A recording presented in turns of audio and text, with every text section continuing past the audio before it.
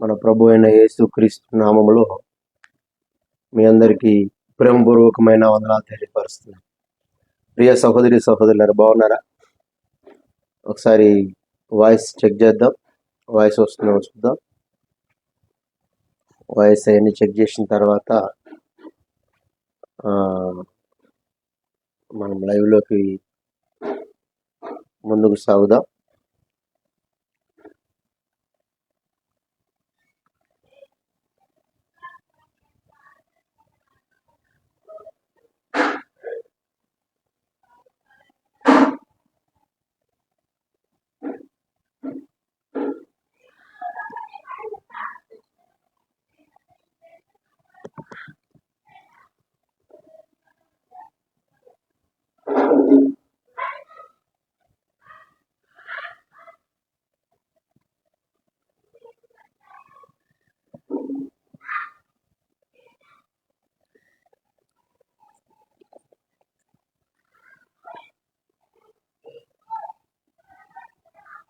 వచ్చిందా?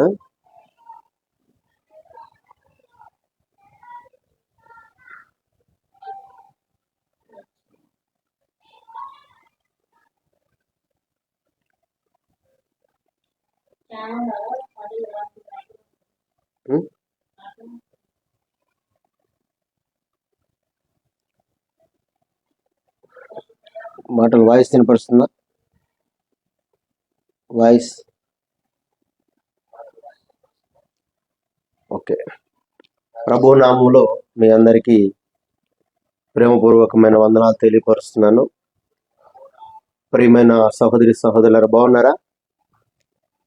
మరలా చాలా రోజుల తర్వాత ఈ రీతిగా మీ ముందుకు రావడానికి ప్రభు చూపిన మహాకృపను బట్టి ఆ ప్రభువుకి ఎరలేని కృతజ్ఞత స్తుతులు స్తోత్రాలు చెల్లిస్తున్నాను.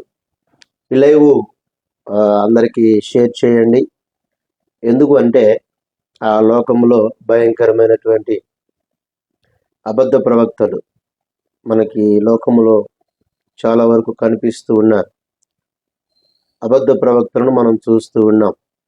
అయితే వారి విషయమై జాగ్రత్త పడండి అని దేవుని వాక్యం సెలవిస్తుంది కనుక మనం వాటి విషయంలో ఈ అంత్య దినాల్లో చాలా వరకు కేర్ తీసుకోవాలి. చాలా వరకు మనం మోసపోతున్నాం. అయితే పరిశుద్ధ గ్రంథంలోకి ఒకసారి మనం వెళ్దాం. పరిశుద్ధ గ్రంథం తిమోతి రాసినటువంటి మొదటి పత్రిక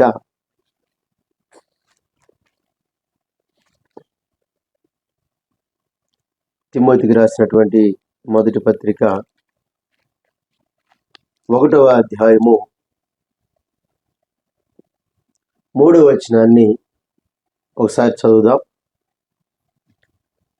నేను మాసిదోనియాకు వెళ్ళుచుండగా సత్యమునకు భిన్నమైన బోధలు చేయవద్దని, కల్పనా కథలు, మితము లేని వంశావళుడు, విశ్వాస సంబంధమైన దేవుని ఏర్పాటుతో కాక వివాదములతోనే సంబంధము కలిగి ఉన్నవి కనుక వాటిని లక్ష్య పెట్టవద్దనియు కొందరికి ఆజ్ఞాపించుటకు నీవు ఎఫెసులో నిలిచి ఉండవలనని నిన్ను హెచ్చరించుచున్నాను. హల్లెలూయా. ప్రియమైన సహోదరి సహోదరులారా, దేవుడి మాటలు దీవించి ఆశీర్వదించి మనందరికీ పంచిపెట్టును గాక. హల్లెలూయా. వీడియో క్లియర్గా వస్తుందా? ఒకసారి చెక్ చేద్దాం.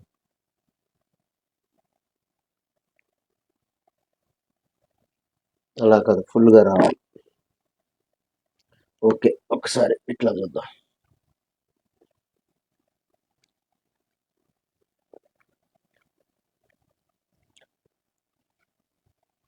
ఓకే,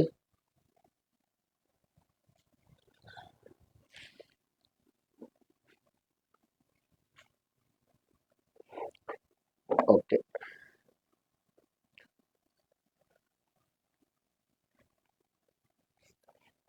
ప్రియమైన సహోదరి సహోదరులారా, మనము రాత్రి దేవుని వాక్యాన్ని ధ్యానిద్దాం. బైబిల్లో మనం చూస్తున్నాం, దేవుడు చెప్పాడు అబద్ధ ప్రవక్తలను గురించి జాగ్రత్త పడుడి అని. మనం చూస్తూ ఉన్నాం ఈ దినాల్లో భయంకరమైనటువంటి అలజడి, భయంకరమైనటువంటి పరిస్థితులు మనం ఈ లోకంలో చూస్తూ ఉన్నాం. ఏంటిది అలజడి అని అంటే,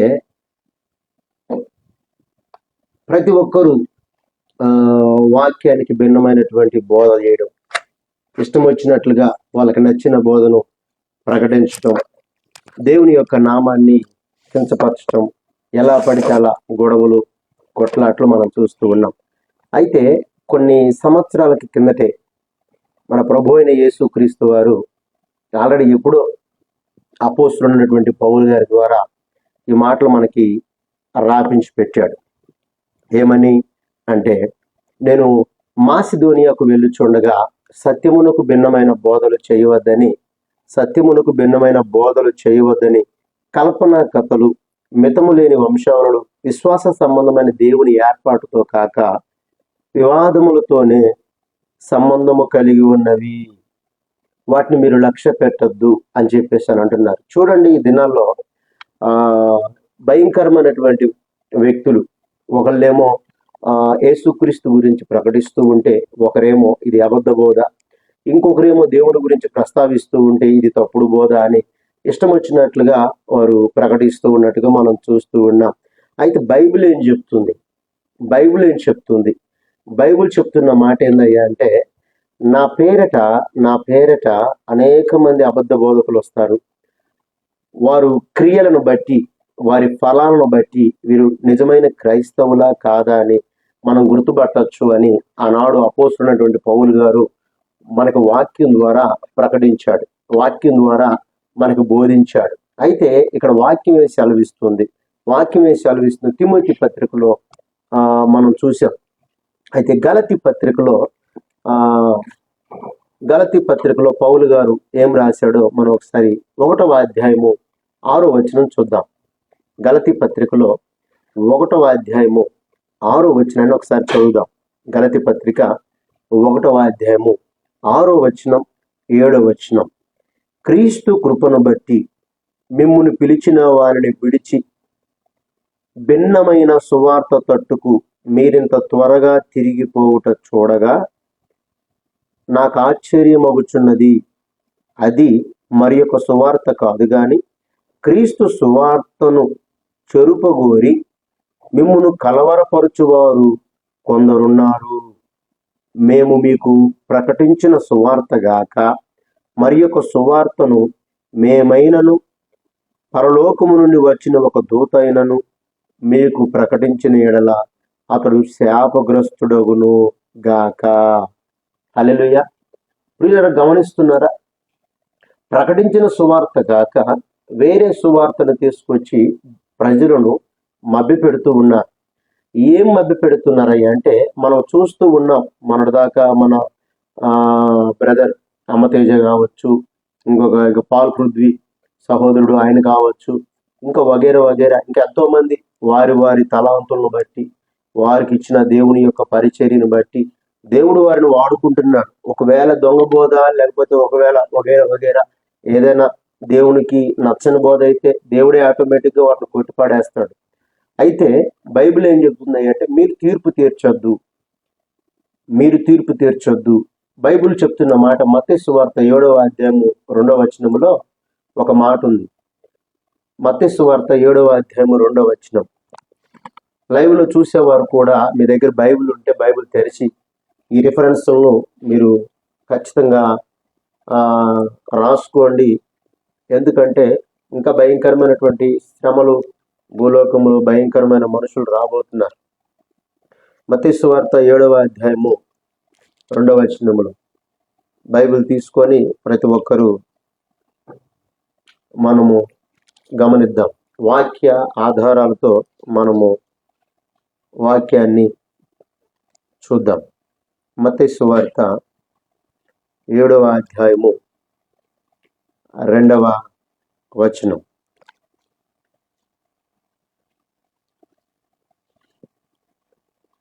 లేకపోతే మొట్టమొదటి వచనం నుంచి చూద్దాం. మీరు తీర్పు తీర్చకుడి,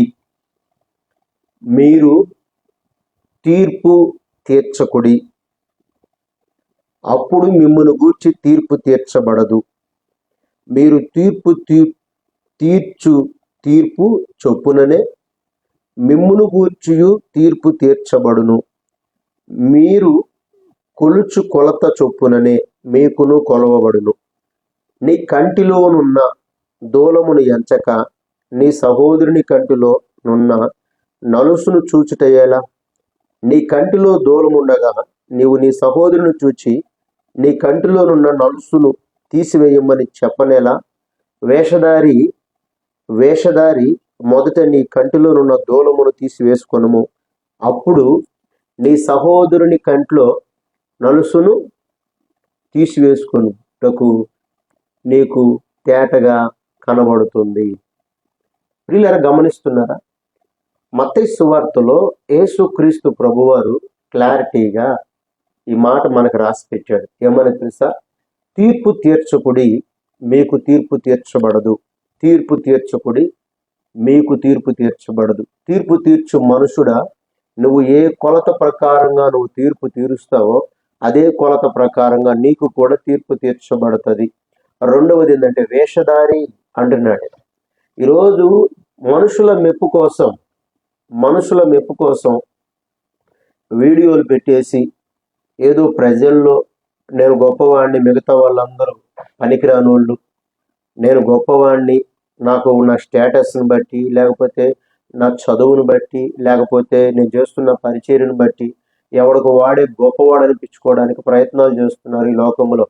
అయ్యా, నేను చెప్తున్న మాట ఏంటిదనంటే, నీవు మనుషుల ఎదుట గొప్పవాడిగా ఉండాలని ఎప్పటికీ ప్రయత్నం చేయొద్దు. ఎందుకో తెలుసా?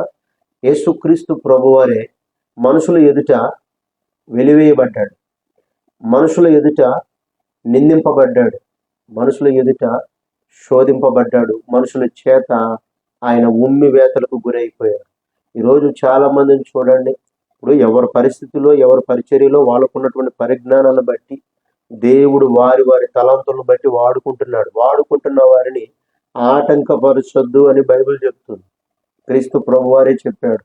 ఈరోజు నీవెవడు ఆటంకపరుస్తూ ఇష్టం వచ్చినట్లుగా ఒకరిని బోధలను కించపరుస్తూ మనం మాట్లాడడానికి దేనికి సరిపో. నేను ఎవరిని పేరు పెట్టి పర్టికులర్గా నేను చెప్పట్లా. ఎందుకు అంటే మనమందరం వాడబడుతున్నటువంటి వారు. ప్రతి ఒక్కరము ప్రభు పనిని బట్టి, ప్రభు ఇచ్చినటువంటి ఆధిక్యతను బట్టి,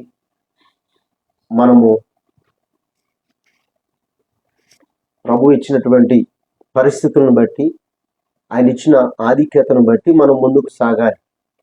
మధ్యలో చాలామంది ఫోన్లు చేస్తున్నారు. దయచేసి ఫోన్ చేయొద్దు. కొద్దిగా ఎవరైనా గ్రూపుల్లో కూడా ఎవరైనా పెట్టే పని అయితే లైవ్ జరుగుతుందని చెప్పేసి అని గ్రూపులో సెండ్ చేయండి. లైవ్ జరుగుతుంది, ఎవరు కూడా ఫోన్ చేయొద్దని. దయచేసి ఆ లైవ్ను అందరికి షేర్ చేయండి.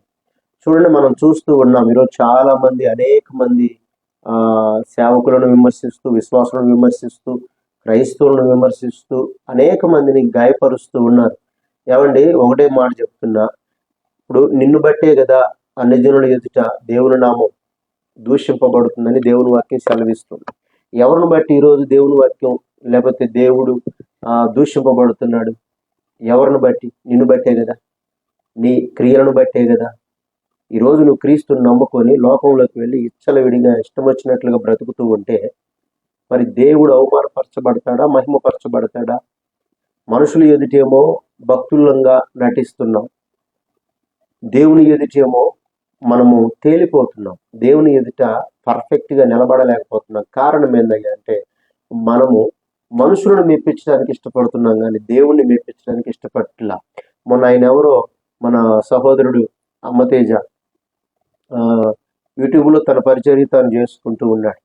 అయితే ఎవరైనా తప్పు చేసినప్పుడు, ఎవరైనా తప్పులో పోతున్నప్పుడు ఏకాంతంగా వెళ్ళి కలవాలా. బైబిల్ ప్రకారంగా ఏకాంతంగా వెళ్ళి, బ్రదర్ మీరు చేస్తున్న తప్పు, ఇది కరెక్ట్ కాదు, ఇలా కాదు, ఇలా వెళ్ళండి అని చెప్పేసి అని వాక్య ప్రకారంగా రూమ్లో కూర్చొని ఏకాంతంగా కూర్చొని వారిని సరి చేయటంలో తప్పు లేదు.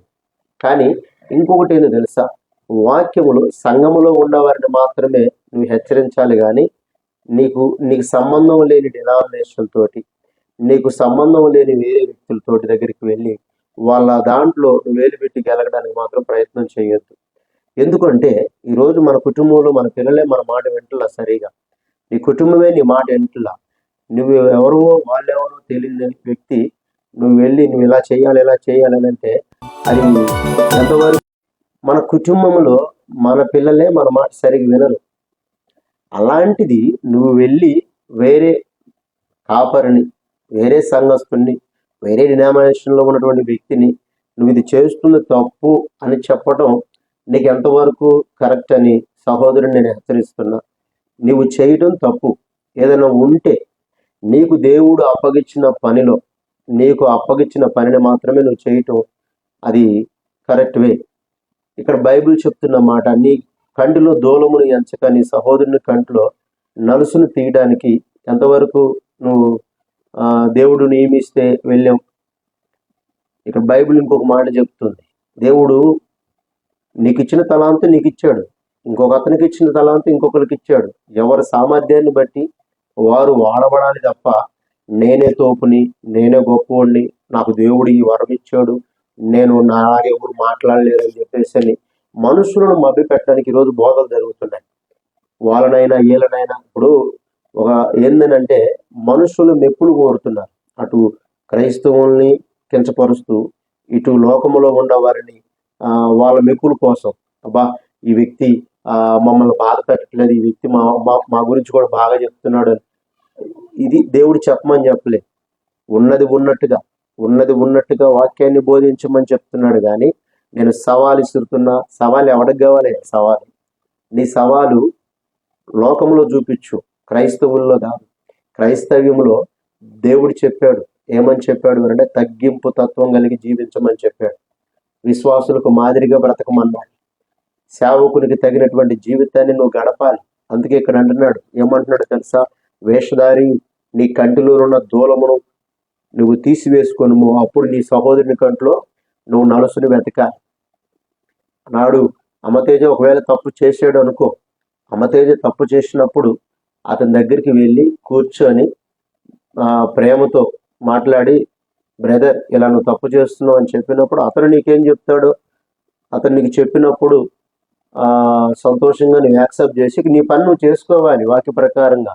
ఎందుకు అంటే పౌలు గారు సేవకు వెళ్తున్నప్పుడు సేవకు అందిరాని వాళ్ళతోటి, సేవకి సహకరించిన వాళ్ళతోటి పౌలు గారికి ఆయన పట్టించుకోలేదు. ఆయన పని ఆయన చేసుకున్నాడు. వీళ్ళని విమర్శించి వీళ్ళని బజార్కి వేయలేదు ఆయన.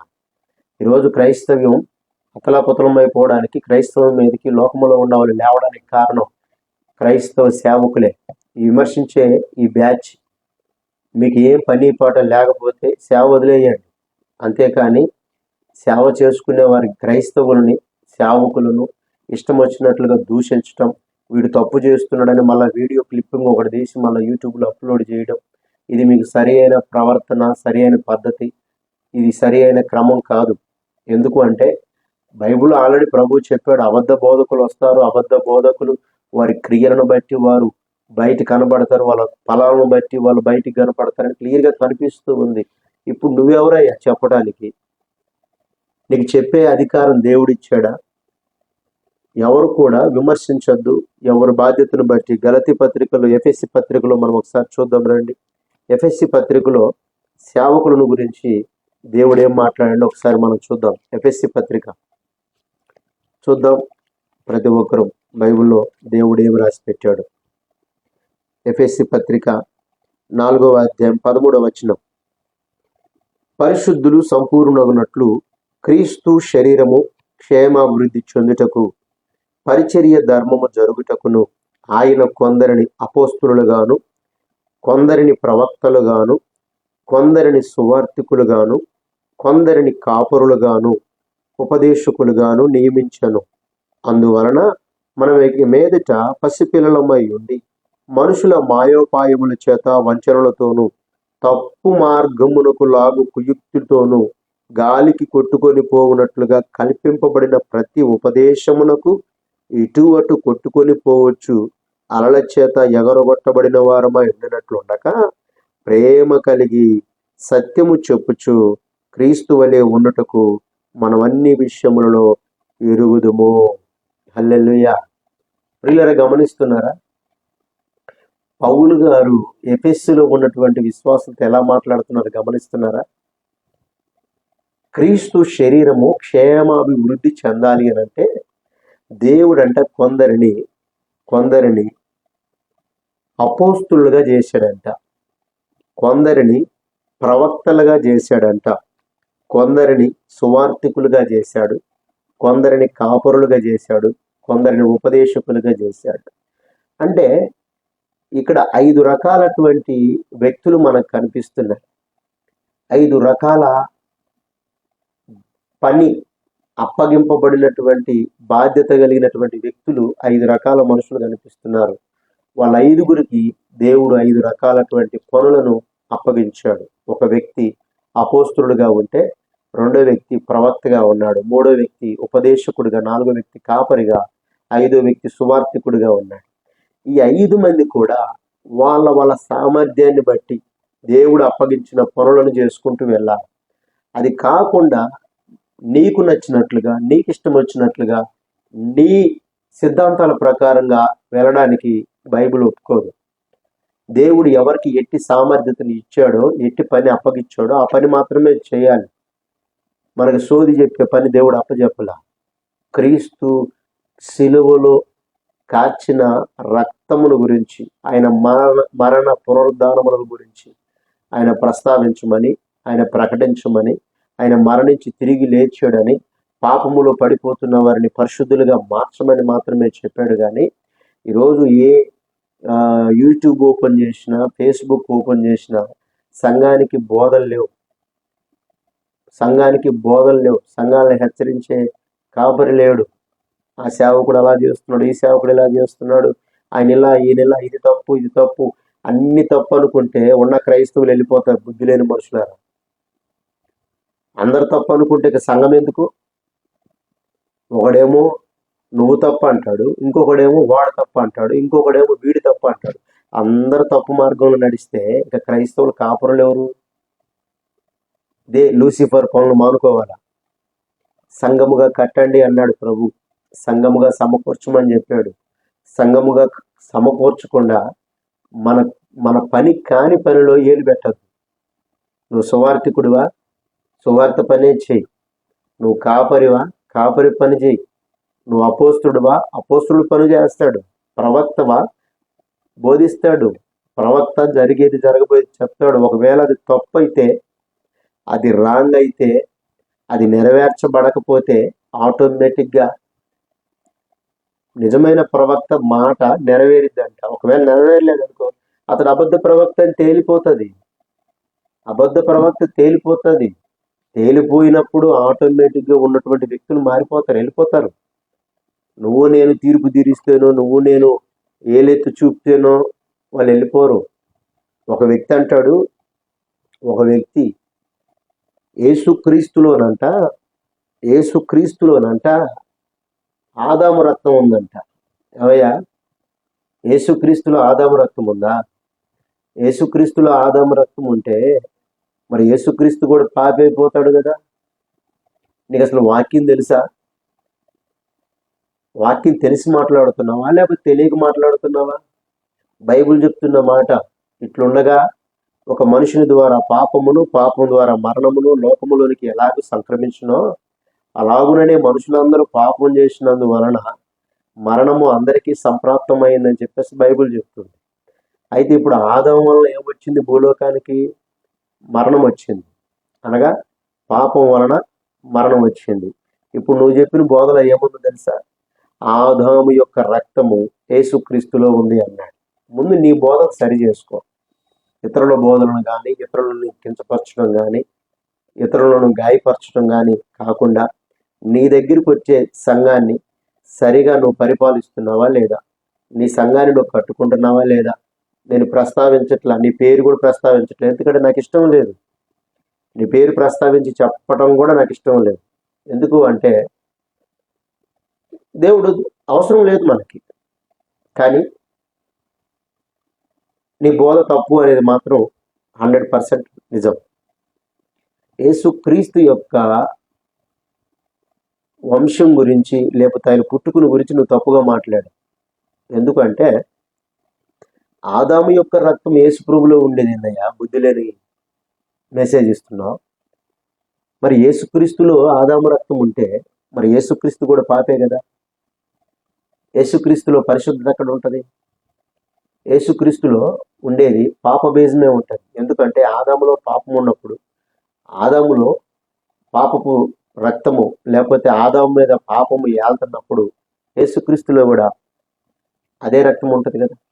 మరి అదే రక్తము ఆదాము మీద ఉన్న రక్తమే, ఆదాములో ఉన్న రక్తమే యేసుక్రీస్తులోకి వచ్చినప్పుడు మరి యేసుక్రీస్తు కూడా పాపాత్ముడు అవుతాడు కదా. మరి యేసుక్రీస్తు కూడా పాపి అయినప్పుడు మరి మనుషులకు పాప క్షమాపణ ఎక్కడ? యేసుక్రీస్తు పాపం ఉన్నప్పుడు, యేసుక్రీస్తులో పాపము ఏళ్తున్నప్పుడు మరి ఈ లోకానికి రక్షణ ఏది? మరి ఎవరు మరణించారు? మరి యేసుక్రీస్తు కూడా పాపిగా జీవిస్తున్నప్పుడు మరి ఆయన కొరకు ఇంకొకళ్ళు వచ్చి రక్తం ప్రోక్షించాలా? ఇంకొకరు బలైపోవాలా? మరి యేసుక్రీస్తు కోసం బలైపోయిన వారు ఎవరు? యేసుక్రీస్తు కొరకు ప్రాణం పెట్టిన వాళ్ళు ఎవరు? బుద్ధి లేని మాటలు చెప్పి క్రైస్తవ లోకాన్ని, క్రైస్తవ విశ్వాసులను అనేకులను మధ్యలో పడేయమాకు, విశ్వాసులను తారుమారు చేయమాకు. ఈరోజు ఎవరిని నమ్మాలో కూడా అర్థం కావట్లే క్రైస్తవులకి. ఇప్పుడు యేసుక్రీస్తు పాపి అంటే మరి మనుషులకు పాప విమోచన ఎవరు? ఆదాము రక్తమే యేసుక్రీస్తులో ఉందన్నావు. బైబిల్ ఏమో రోమ పత్రికలో ఇట్లుండగా మనుషుల ద్వారా పాపం ద్వారా మరణము లోకములోకి సంక్రమించింది, మనుషులందరూ పాపం చేసిన వల్ల మరణం అందరికి సంప్రాప్తం అయిపోయింది. ఓకే, ఇప్పుడు యేసుక్రీస్తులోకి నువ్వు ఆ రక్తాన్ని తీసుకొచ్చావు. మరి యేసుక్రీస్తులో ఆదాము రక్తం ఉన్నప్పుడు మరి యేసుక్రీస్తు కూడా పాపాత్ముడే కదా. నీ బోధ వంకర దారిలో వెళ్తుంది అంటే నిన్ను బట్టి ఇప్పుడు నిన్ను ఏమనాలా? వాటి ప్రకారంగా నువ్వు అబద్ధ బోధకుడివి అనాలి. కానీ నేను అనను, నువ్వు సరి చేసుకో. నువ్వు దేవుని యొక్క వాక్యానుసారంగా వెళ్తున్నావు, లేకపోతే నిన్ను ఈ లోక యుగదేవత నీ మనోనేత్రాలకు గుడ్డితనాన్ని కలుగు చేసి నిన్ను పాపంలో నడిపిస్తుందో ఒకసారి నువ్వు సరి చేసుకోవాలా, చెక్ చేసుకోవాలా. అయితే బైబిల్ ఏం చెప్తుంది? యేసుక్రీస్తు సంఘము అభివృద్ధి చెందాలి అంటే 5 రకాలైనటువంటి విధములైనటువంటి పాత్రలు కలిగిన వాళ్ళు, పని కలిగిన వాళ్ళు కావాలి. వాళ్ళలో ప్రవక్తలు, అపోస్తలులు, నాయకులు అందరూ కలిగితేనే క్రీస్తు సంఘము అభివృద్ధి చెందుతుంది. సపోజ్ ఒక బిల్డింగ్ మనం కట్టాలి అంటే స్టార్టింగ్ నుంచి మొట్టమొదటిగా మట్టి పని చేసేవాళ్ళు కావాలి, గుంటలు తీసేవాళ్ళు. తర్వాత రాడ్లు కట్టేవాళ్ళు, రాడ్ బిల్డింగ్ పని చేసేవాళ్ళు కావాలి. తర్వాత కంకర్ మాల్ పని చేసేవాళ్ళు కావాలి, మేస్త్రీలు కావాలి. ఎంతమంది వచ్చారు? మట్టి పని వాళ్ళు, రాడ్ బిల్డింగ్ పని వాళ్ళు, మేస్త్రులు, తర్వాత సెంటరింగ్ పనిచేసేవాళ్ళు. ఒక్కొక్కటిగా నువ్వు గుర్తుపెట్టుకో. మట్టి పని చేసిన తర్వాత మేస్త్రులు రాడ్ బిల్డింగ్ పని వాళ్ళని పిలిచి రాడ్లు కట్టించి కంకరేసి పిల్లర్స్ పోసిన తర్వాత మళ్ళీ దానికి సెంటరింగ్ వేసి సెంటరింగ్ పైన మళ్ళా రాడ్లు కట్టి కంకర పోసి మొత్తం బిల్డింగ్ అంతా పూర్తి చేస్తారు. పూర్తి చేసిన తర్వాత ఇప్పుడు రాడ్ బిల్డింగ్, మట్టి పని, మేస్త్రి పని, సెంటరింగ్ 4 వచ్చారు. గుర్తుపెట్టుకో ఈ మాట, 4. ఈ 4 తర్వాత ఈ బిల్డింగ్ అంతా కట్టుడు ప్లాస్టింగ్ అంతా అయిపోయిన తర్వాత కరెంటు పని వ్యక్తులు కావాలి, 5వ మనిషి. కరెంటు కావాలి దానికి. ఎంత పెద్ద ఇల్లు కట్టినా కరెంట్ లేకపోతే వేస్ట్. కరెంటు కలిగి ఉండాలి, వెలుతురు కలిగి ఆ ఇల్లు ఉండాలి. 5 తర్వాత 5 అయిపోయిన తర్వాత ఇల్లు చూడటానికి రమ్యంగా, చూడటానికి అందంగా కనపడాలి అంటే పెయింట్ వేసేవాళ్ళు కావాలి. 6 అయిపోయిన తర్వాత అంత పని అయిపోయిన తర్వాత పెయింట్ అంతా వేసిన తర్వాత కింద బండలు వేయాలి. 6, 7 మంది. తర్వాత టైల్స్ వాళ్ళని, తర్వాత ప్లంబింగ్ వాళ్ళని. ఒక ఇల్లు కట్టాలంటే ఆ ఇంటికి ఎన్నో రకాల పని సామర్థ్యం కలిగిన వాళ్ళు కావాలి. అలా ఉన్నప్పుడు ఒక ఇల్లు అందంగా తీర్చిదిద్దబడుతుంది. అయ్యా, పనికి మాలిన ఈ లోకంలో ఉండడానికే ఇన్ని రకాల పని కలిగినటువంటి వారు పని చేస్తేనే ఆ ఇల్లు అందంగా తీర్చిదిద్దబడుతుంది. అలాగనే పరలోక సంబంధమైనటువంటి దేవుని ఇల్లు కట్టాలి అని అంటే ఈ లోకములో నానా రకములైన అనేక ప్రజలు, అనేక రకములైనటువంటి తెగలు, అనేక భాషలు కలిగినటువంటి వారు ఉన్నారు.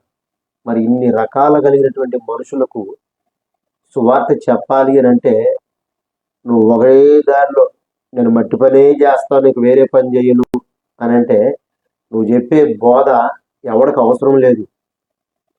బోధతో పాటు పడిపోయిన వారిని లేవనెత్తే ఆదరణ మాట కావాలి. ఆదరణతో పాటు స్వస్థత కావాలి. స్వస్థతతో పాటు అతన్ని బలపరిచి బయటికి తీసుకురావాలి. ఇవన్నీ లేకుండా నేను ఒకటే పని చేస్తాను అని అంటే నీ సువార్త ద్వారా మారు మనసు పొందిన వాళ్ళు ఎంతమంది? నీ సువార్త ద్వారా ఎంతమంది? మనం కూడా మీటింగ్స్ పెడతా ఉన్నాంగా, చూస్తున్నాం, మేము కూడా చూస్తున్నాము. బానిస బ్రతుకులు సంఖ్యలను తెంపేసే గొప్ప అవకాశం అని పెట్టావు. మరి అదేంటిది? తప్పు కదా. నీ సంఖ్యలను దేవుడు తెంపేయబోతున్నాడు అన్నావు, ఓకే. మరి నీ సంఖ్యలను తెంపేయడానికి మరి నువ్వు వాడినటువంటి ట్రిక్స్ ఏంది? ఏదైనా సరే ఎవరి సామర్థ్యాన్ని బట్టి దేవుడు ఎవరిని ఎలా వాడుకోవాలో అలా ఆయన వాడుకుంటూ వెళ్ళిపోతాడు. విమర్శించడానికి నువ్వు నేను సరిపోము. బైబిల్ చెప్తున్న మాట, లోకములోనికి అబద్ధ ప్రవక్తలు వస్తారు, కల్పనా కథలు, భిన్నమైన బోధలు చేస్తారు అని చెప్పేసి చాలా మాటల్లో, చాలా సందర్భాల్లో యేసుక్రీస్తు ప్రభువారు మనకు చెప్పాడు. అదే రీతిగా పౌలు గారు కూడా హెచ్చరించాడు. సువార్తల్లో ఉంది, పత్రికల్లో ఉంది. మరి ఈరోజు నిన్ను కూడా ఏమనాలి? చాలా మంది క్రైస్తవులు నిన్ను బట్టి చాలా మంది అసలు వాళ్ళు గలిబిలైపోతున్నారు. ఇప్పుడు గలిబిలి చేస్తుంది ఎవరు? నువ్వే. నువ్వు గలిబిలి చేస్తున్నావు కనుక ఈరోజు ఇప్పుడు నిన్నేమనాలి? అబద్ధ ప్రవక్త అనాలి. నీ ద్వారా అనేక మంది గలిబిలి అవుతున్నారు. బ్రదర్, నీ సిద్ధాంతాలు, నీ మాటల తీరులు మార్చుకోవాలని ఒక సహోదరుడిగా, ఒక దైవజనుడిగా నేను మనస్ఫూర్తిగా నీకు చెప్తున్నా. అయితే బైబిల్ ఏం చెప్తుంది ఇంకోసారి మనం చూద్దాం. బైబిల్ తిమోతి పత్రిక, 1 తిమోతి పత్రిక 6వ అధ్యాయము 3వ వచనం. 1 తిమోతి పత్రిక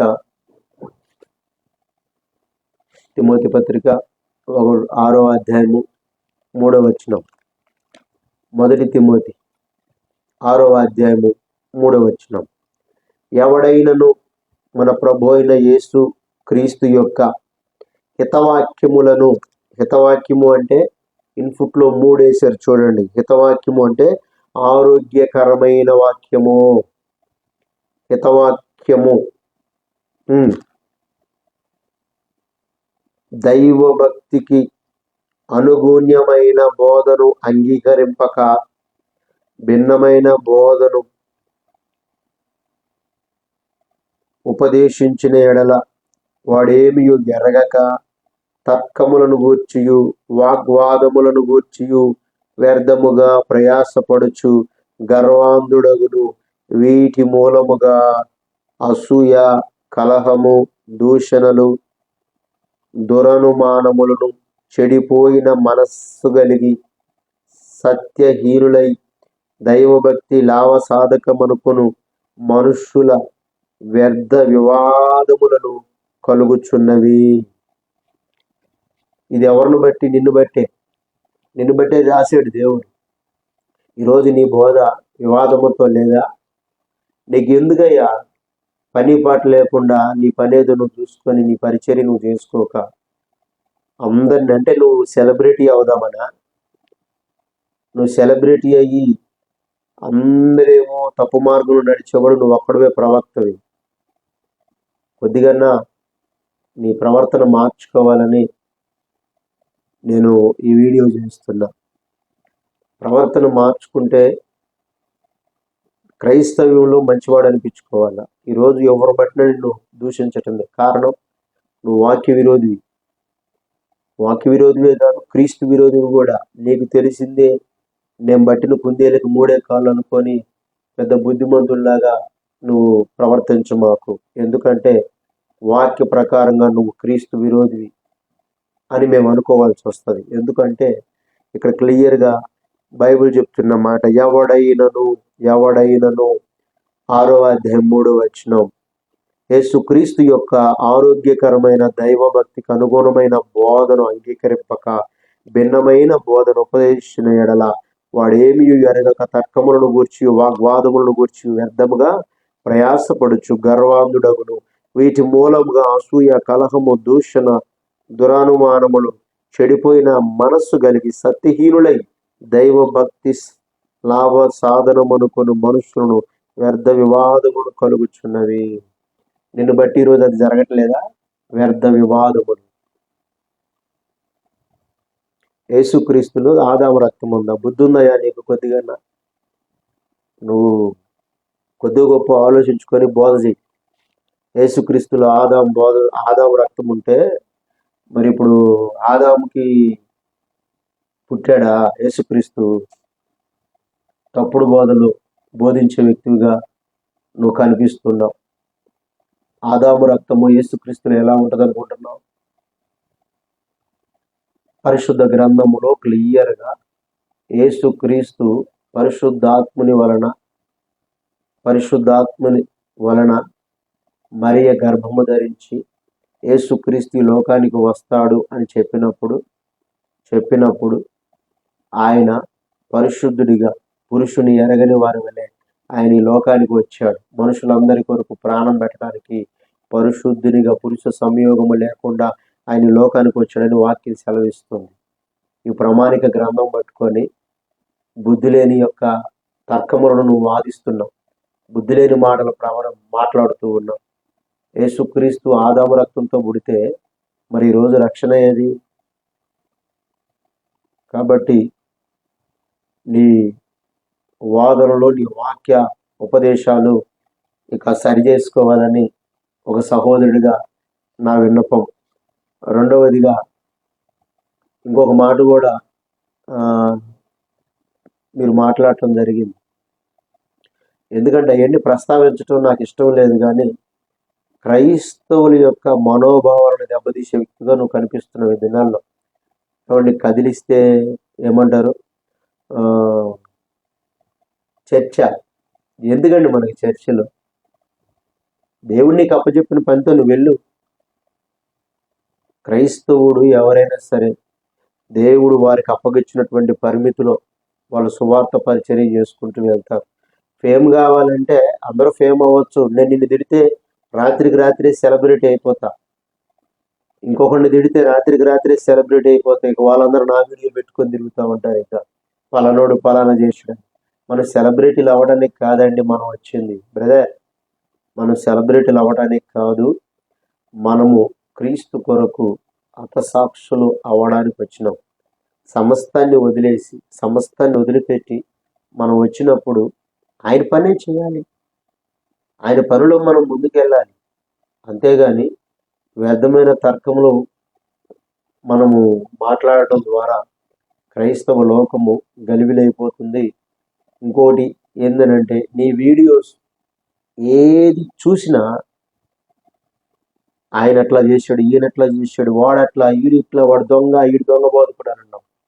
మన బ్రదర్ జాన్ బాబు గారు ఒక వీడియోలో ఒక వ్యక్తిని బట్టి వీడియో చేశాడు. ఆయన జాన్ బాబు బ్రదర్ ఒక వాక్యాన్ని పెట్టి ఒక మాట చెప్తే మీరు అన్నారు, ఇదిగో నేను తలుసుకుంటే నీ మీద పరువు నష్టం దావా కింద వేసి నిన్ను కోర్టుకి తిప్పించగలను అన్నారు. అయ్యా, ఆయన ఒక మాట అంటేనే మీరు పరువు నష్టం దావా కింద వేసి కోర్టు చుట్టూ తిప్పుతారన్నారు. మరి మీరు అన్న మాట ఇంకొక వ్యక్తి మీద మీరు డైరెక్ట్గా వాళ్ళ థంబ్నెయిల్స్ పెట్టేసి వాళ్ళ వీడియోస్ డైరెక్ట్గా పబ్లిక్లో పెట్టేసి వీడు దొంగ బోధకుడు, వీడు అబద్ధ ప్రవక్త, వీడు దొంగ దొంగ దొంగ దొంగ దొంగ అన్నారు. మరి ఇప్పుడు ఆయన ఏ రకంగా మీ మీద కేసు పెట్టాలి? పరువు నష్టం దావా నీకు పనిచేయదా? పరువు నష్టం దావా కిందట మీ మీద కేసులు పడవా? వాళ్ళు ఎందుకు పెట్టలేదంటే మీ మీద ప్రేమ. ఎందుకంటే తెలుసో తెలియకో మాట్లాడుతున్నావు అని. ఇప్పుడు ఒకరికొకరు తిట్టుకుంటూ వెళ్తూ ఉంటే ఇది క్రైస్తవ్యం అనబడదు. మనము ఒకరిని బట్టి ఒకరం ప్రేమ కలిగి సహోదర ప్రేమతో మనం ముందుకు సాగుతూ ఉండాలి. మనం తిట్టుకోవడానికి కాదు, కొట్టుకోవడానికి కాదు యేసుక్రీస్తును సొంత రక్షకునిగా అంగీకరించింది. అబద్ధ ప్రవక్తలు లోకములకు బయలుదేరి ఉన్నారు. ఆటోమేటిక్గా చాలా ఎక్కడ చూసినా విమర్శించేవారు, ఎక్కడ చూసినా ఏళ్ళెత్తి చూపేవాళ్ళే. ఈరోజు బోధించే బోధనలోనే అనేకమైనటువంటి లోక సంబంధమైనటువంటి ఆచారాలు, పద్ధతులన్నీ కూడా మనకి సంఘాల్లోనికి బయలుదేరి ఉన్నాయి. మరి ఈరోజు మనం బోధించే బోధన ఈరోజు చూస్తున్నాం. ఇప్పుడు నీకు అప్పచెప్పిన పని నువ్వు చేసుకుంటూ వెళ్ళిపో, నాకు అప్పచెప్పిన పని నేను చేసుకుంటూ వెళ్తా. అమ్మ తేజ చేసే పని ఆయన చేసుకుంటూ వెళ్తాడు, ఇంకొక సహోదరుడు చేసే పని ఆయన చేసుకుంటూ వెళ్తాడు. ఎవరి సామర్థ్యాన్ని బట్టి వారు వెళ్ళిపోతూ ఉన్నప్పుడు వారిని మనము నిందించడం కానీ ఏలెత్తి చూపటం కానీ మన క్రైస్తవులుగా మనకు తగదు. ఒకవేళ వారిని హెచ్చరించాలి అని అంటే వాక్య ప్రకారంగా వారి ఇంటికి వెళ్ళి, లేకపోతే వారు చర్చ్కి వెళ్ళి, లేకపోతే వారిని ఏకాంతంగా కలిసి వారితో మనము సమాధానంగా కూర్చొని వాళ్ళతో మాట్లాడాలి, వారిని హెచ్చరించాలి.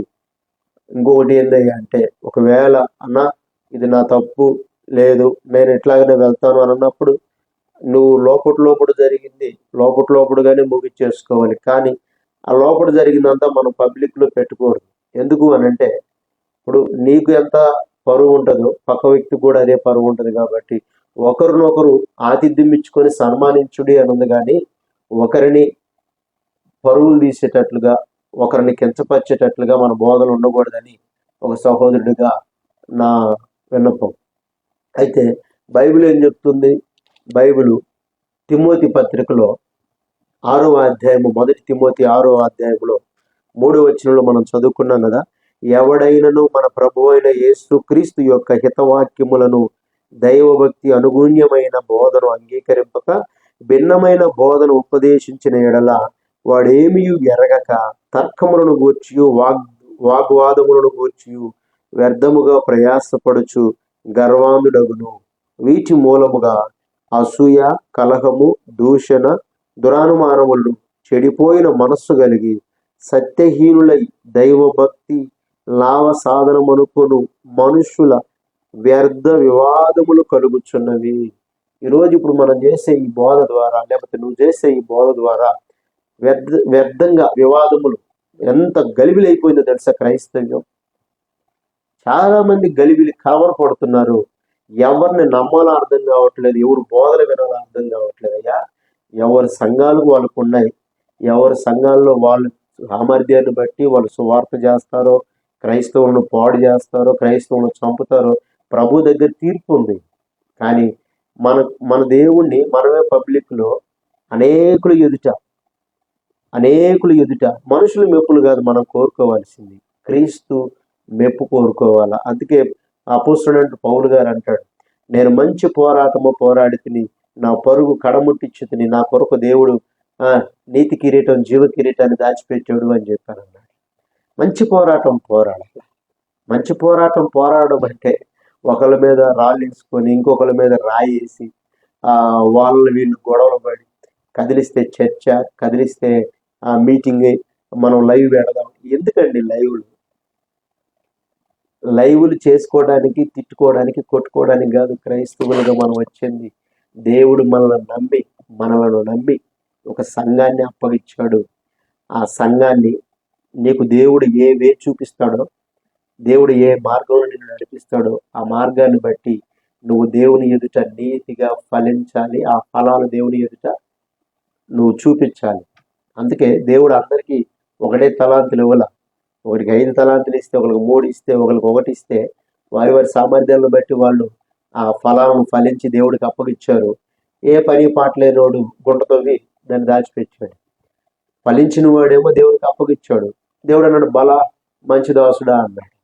మరి ఈరోజు నువ్వు నేను మనకు అప్పచెప్పిన పని చేయకుండా దేవుడు అప్పగిచ్చిన దాన్ని కూడా మనం పట్టుకుంటున్నాం. దేవుడు ఏం చెప్పాడు? నా మందను కాయుము అన్నాడు. మన మంద కాకుండా పక్క మందలను కూడా చూస్తున్నాం. నీ కంటిలో దూలమును ఎంచక నీ సహోదరుని కంటిలో నలుసును నువ్వు తీస్తున్నావు అని చెప్పేసి అని దేవుడు కరాఖండిగా మాట్లాడుతున్నాడు. వివాదములతోనే ఈరోజు బోధలు ఉన్నాయి, కానీ ప్రేమతో సంఘాన్ని కాచుకోవడం, సంఘంలో ఉన్న విశ్వాసులకు మాదిరి చూపడం, ఇవన్నీ కూడా మనకి దేవుడు ఒక క్రమాన్ని నేర్పినటువంటి మాదిరి. ఆ మాదిరిలో నుంచి మనం తప్పిపోకూడదు. విశ్వాస సంబంధమైనటువంటి దేవుని ఏర్పాటుతో కాకుండా ఇష్టం వచ్చినట్లుగా మనం ప్రవర్తించడానికి వీలు లేదు. ఒకవేళ బురద జల్లే వారంగానే మనం ఉన్నామంటే క్రైస్తవ్యంలో, ఇక క్రైస్తవులు చాలా మంది క్రీస్తును వదిలిపెట్టి లోకంలోకి వెళ్ళిపోయే ప్రమాదం ఉంది. ఎందుకంటే ఎవరిని నమ్మాలో అర్థం కాని పొజిషన్లో ఈరోజు క్రైస్తవ సేవకులే విశ్వాసంలో పాడు చేస్తున్నారు. ఈరోజు యూట్యూబ్లో మనం చూస్తున్నాం. మన ఇప్పుడు అందరూ సహోదరులే, వారికి దేవుడు అప్పగిచ్చిన పనిలో వాళ్ళు వెళ్తున్నారు, నీకు అప్పచెప్పిన పనిలో నువ్వు వెళ్తున్నావు, ఇంకొకరికి అప్పచెప్పిన పనిలో వాళ్ళు వెళ్తున్నారు. క్రీస్తు శరీరము క్షేమాభివృద్ధి చెందాలంటే ఆయన కొందరిని అపోస్తులుగా, బోధకులుగా, సువార్థికులుగా, నాయకులుగా, కాపురులుగా ఆయన చేసినటువంటి ఆయన్ని ఈరోజు నువ్వు విమర్శించావు అంటే ఆయన బోధనే, ఆయన అప్పగిచ్చిన మాటలనే నువ్వు ఈరోజు తిరస్కరిస్తున్నట్లుగా, వాక్య వ్యతిరేకంగా మాట్లాడుతున్నట్లుగా కనిపిస్తుంది. కాబట్టి మెయిన్ నీ బోధ మారాలని ఒక సహోదరుడిగా నా ఆశ. నిన్ను పేరు పెట్టి పిలవడానికి కూడా, నీ పేరు ప్రస్తావించడానికి కూడా నాకు ఇష్టం లేదు. ఎందుకంటే మనకు దేవుడు ఈ పని అప్పచెప్పలేదు, అందుకే నీ పేరు ప్రస్తావించట్లేదు. కాబట్టి ప్రతి ఒక్కరూ యూట్యూబ్లో చూసే వాళ్ళందరి ఎవరైనా సరే విమర్శించటం మానుకొని మనకు దేవుడు ఏ పని అప్పచెప్పాడో ఆ పని మనం చక్కగా చేసుకుంటూ వెళ్ళడం చాలా మంచిదని ఒక సహోదరుడిగా, కాపరిగా నా విన్నపం. ఎందుకు అనంటే దేవుడు మనల్ని నమ్మి ఒక పర సంబంధమైనటువంటి గృహాన్ని కట్టడానికి, పరలోక సంబంధమైనటువంటి ఇల్లును కట్టడానికి, లేకపోతే ఆయన వధువు సంఘాన్ని కట్టడానికి మనల్ని నమ్మి ఒక మాదిరికరమైనటువంటి ఫాదిరిగా, కాపరిగా మనల్ని నిలబెట్టాడు. ఒక తండ్రి స్థానంలో, తండ్రి స్థానాన్ని పక్కన పెట్టేసి ప్రతి ఇంట్లో ఏలు పెడదాము అంటే అది కరెక్ట్ అయిన పద్ధతి కాదు. అందుకే ప్రభు ఇంకొక మాట చెప్తున్నాడు తీతు పత్రికలో. పౌలు గారు దేవుని వాక్యంలో తీతు పత్రిక ఒక మాట చూద్దాం రండి. తీతు పత్రిక 1వ అధ్యాయము 9వ వచనం. తీతు పత్రిక 1వ అధ్యాయము 9వ వచనం నుంచి 11వ వచనం వరకు. తాను హితబోధ విషయమై జనులను హెచ్చరించుటకును, ఎదురాడు వారి మాట ఖండించుటకును శక్తిగల వాడగునట్లు ఉపదేశమును అనుసరించి నమ్మదగిన బోధను గట్టిగా చేపట్టుకుని వాడునై ఉండవలను. అనేకులు విశేషముగా సున్నతి సంబంధులను, అవిధేయులను, వదరబోతులను, మోసపుచ్చువారునై ఉన్నారు. వారి నోళ్ళు మూయింపవలెను. అట్టి వారు ఉపదేశింపకూడని వాటిని దుర్లాభము కొరకు ఉపదేశించుచు కుటుంబములనే పాడు చేయుచున్నారు. మరి ఇప్పుడు ఈ వాదన, ఈ మాటలు ఇతరులను విమర్శించే వారికి పని చేయవా? కుటుంబంలోనే పాడు చేయుచున్నారంట. వదరబోతు మాటలు, వదరబోతు ప్రసంగాలు చూడండి. అక్కడ తాను హితబోధ విషయమై అంటే అతను అనుకుంటున్నాడు నేను చెప్పింది కరెక్ట్, నేను ఆరోగ్యకరమైన బోధ చేస్తున్నా. ఏమండి, పక్కనుండి గాయపరిచి పక్కన వాళ్ళను బాధ పెట్టి మనం ఆనందపడటము అది సరైన పద్ధతి కాదని దేవుని వాక్యాన్ని బట్టి నా అభిప్రాయం. ప్రభు చెప్తున్నాడు, నీ సహోదరుని నువ్వు గాయపరిచిన ఎడల అప్పుడే నువ్వు అతన్ని హత్య చేసిన దాంతో సమానం అన్నాడు. మరి ఈరోజు నువ్వు హత్య చేసి, నరహత్యలు చేసి ఈరోజు అనేక మంది కాపరిగా ఉండడం అది కరెక్ట్ కాదు. నీకు ఒకవేళ నువ్వు మేలు చేసి కూడా కీడును అనుభవించు, తప్పులేదు. బైబిల్ చెప్తుంది మేలు అనుభవించి కూడా కీడు అనుభవించేవారు అనేక మంది ఉన్నారు. నీకు అపాయం కలిగినప్పుడు అపాయాన్ని బట్టి నువ్వు సంతోషపడు, ఆపదను బట్టి సంతోషపడు, కీడును బట్టి సంతోషపడు. అంతేగాని ఆ కీడులో దేవుడు అనేకమైన మేలును నీకు దాచిపెడతాడు. మనం ఈరోజు దాన్ని చేయట్లా. ఇక్కడ ఏమంటున్నాడు తెలుసా? ఆయన బోధల వలన కుటుంబాలని పాడు చేస్తున్నాడంట. ఫాలోవర్స్ పెరుగుతున్నారు. ఏముంది ఫాలోవర్స్ ఎందుకు? ఎత్తి సముద్రంలో పడేయడంగా. దేనికండి ఫాలోవర్స్? మన మాటల ద్వారా ఫాలోవర్స్ పెంచుకోవటం కాదు, కానీ మన మాటల ద్వారా పాపులను పరిశుద్ధులుగా మార్చాలి. క్రీస్తును మనం పరిచయం చేయాలి.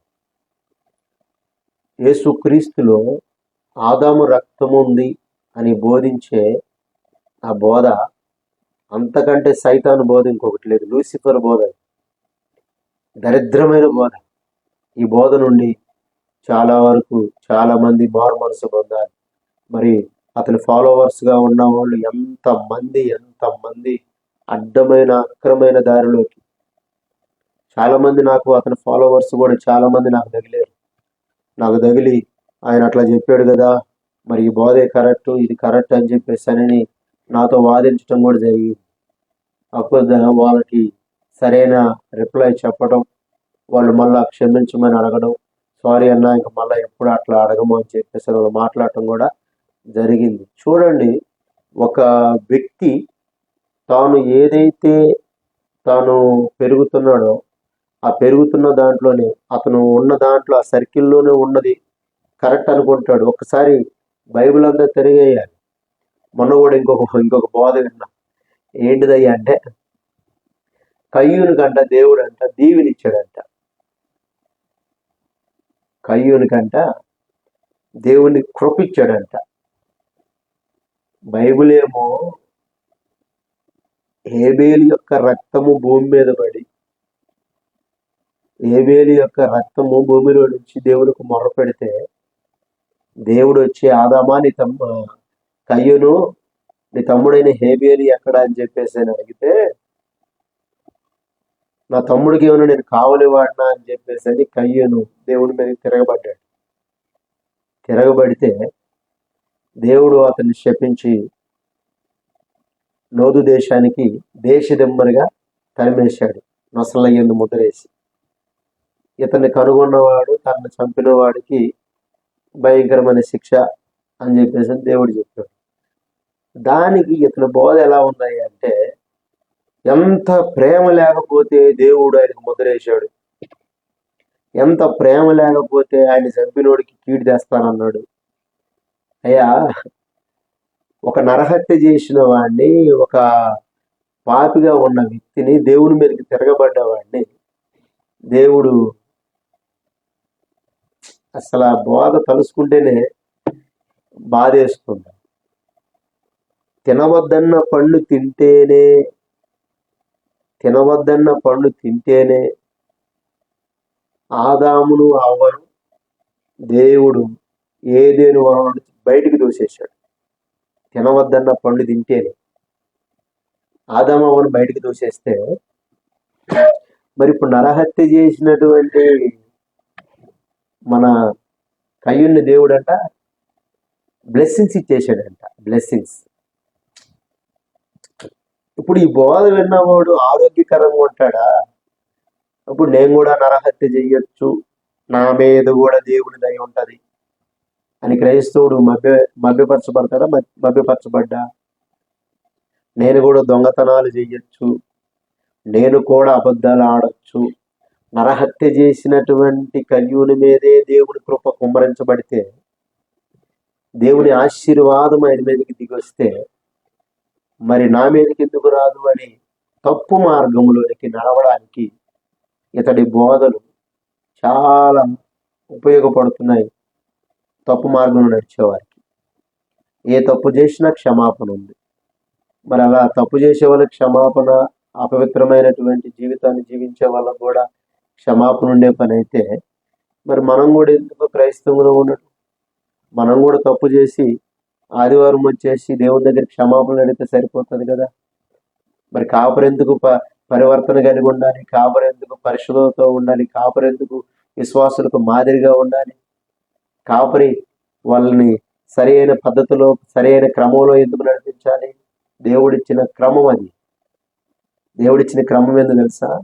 ఒకసారి పాప క్షమాపణ, మారు మనసు పొంది ప్రతి వాడు యేసు క్రీస్తు నామములో బాప్తిస్మం పొందితే, ఆయన క్రీస్తు ఏ రీతిగా మరణించాడో మనం కూడా పాపము నిమిత్తమై మరణించి ఆయన నూతన జన్మతో లేచినట్టుగా, నూతన జీవంతో లేచినట్లుగా మనం కూడా పాతవి మరిచి పాత వాటిని పాతిపెట్టి ఆ తిరిగి లేవాలి. మరణ పునరుద్ధానంలో నుంచి ఆయన లేచినట్లుగా మనము నీటిలో నుంచి నూతన జన్మతో లేపబడాలి. పాతవి గతించను, సమస్తము క్రొత్తవైనవి అన్నాడు. మరి నువ్వు చెప్పే బోధనలో పాప క్షమాపణ, మారు మనసు పొంది బాప్తిస్మం పొందుకున్నా కూడా మరలా చేసిన తప్పును మళ్ళా చేస్తూ దేవుని దగ్గరికి క్షమాపణ అడిగి ఆదివారం బల్ల తీసుకోవచ్చు. ఏం బోధ అయ్యా నువ్వు బోధించే బోధ? ఓ ప్రియ సహోదరి సహోదరుడు, మనం బోధించే ఆ బోధలో మన ప్రవర్తన, మన జీవితం అన్నీ కనిపించాలి. మాదిరి కలిగినటువంటి విశ్వాసిగా, కాపరిగా మనం ఉండాలి. ఇక్కడ అంటున్నాడు, ఏమంటున్నాడు తెలుసా? 9వ వచనంలో తీతు పత్రిక 1వ అధ్యాయం 9వ వచనములో, తాను హితబోధ విషయమై జనులను హెచ్చరించుటకు, ఎదురాడు వారి మాటలు ఖండించుటకును శక్తి గలవాడగునట్లు ఉపదేశమును అనుసరించి నమ్మదగిన బోధన గట్టిగా చేపట్టుకున్నవాడనై ఉండవలెను. అనేకులు విశేషముగా సున్నతి సంబంధులను, అవిధేయులను, వదరబోతులను, మోసపుచ్చువారనై ఉన్నారు. వారి నోళ్లు మోయింపవలెను. అట్టి వారు ఉపదేశింపకూడిన వాటిని దుర్లాభము కొరకు ఉపదేశించు కుటుంబంలోనే పాడు చేస్తున్నారు. కుటుంబాలను పాడు చేస్తున్నారు, వదరబోతున్నారు. కొంతమంది ఏమో క్రమంగా వెళ్ళిపోతా, ఇప్పుడు అతను స్వస్థపరిచే వరం ఉండొచ్చు, వగేరే వగేరే. దేవుడు ఏదైనా ఇస్తాడయ్యా, దేవుడు ఏ వరమైనా ఇస్తాడు. ఒకవేళ నువ్వు నమ్మలేని స్థితిలో ఉంటే నీ మమ్మల్ని చేయడు.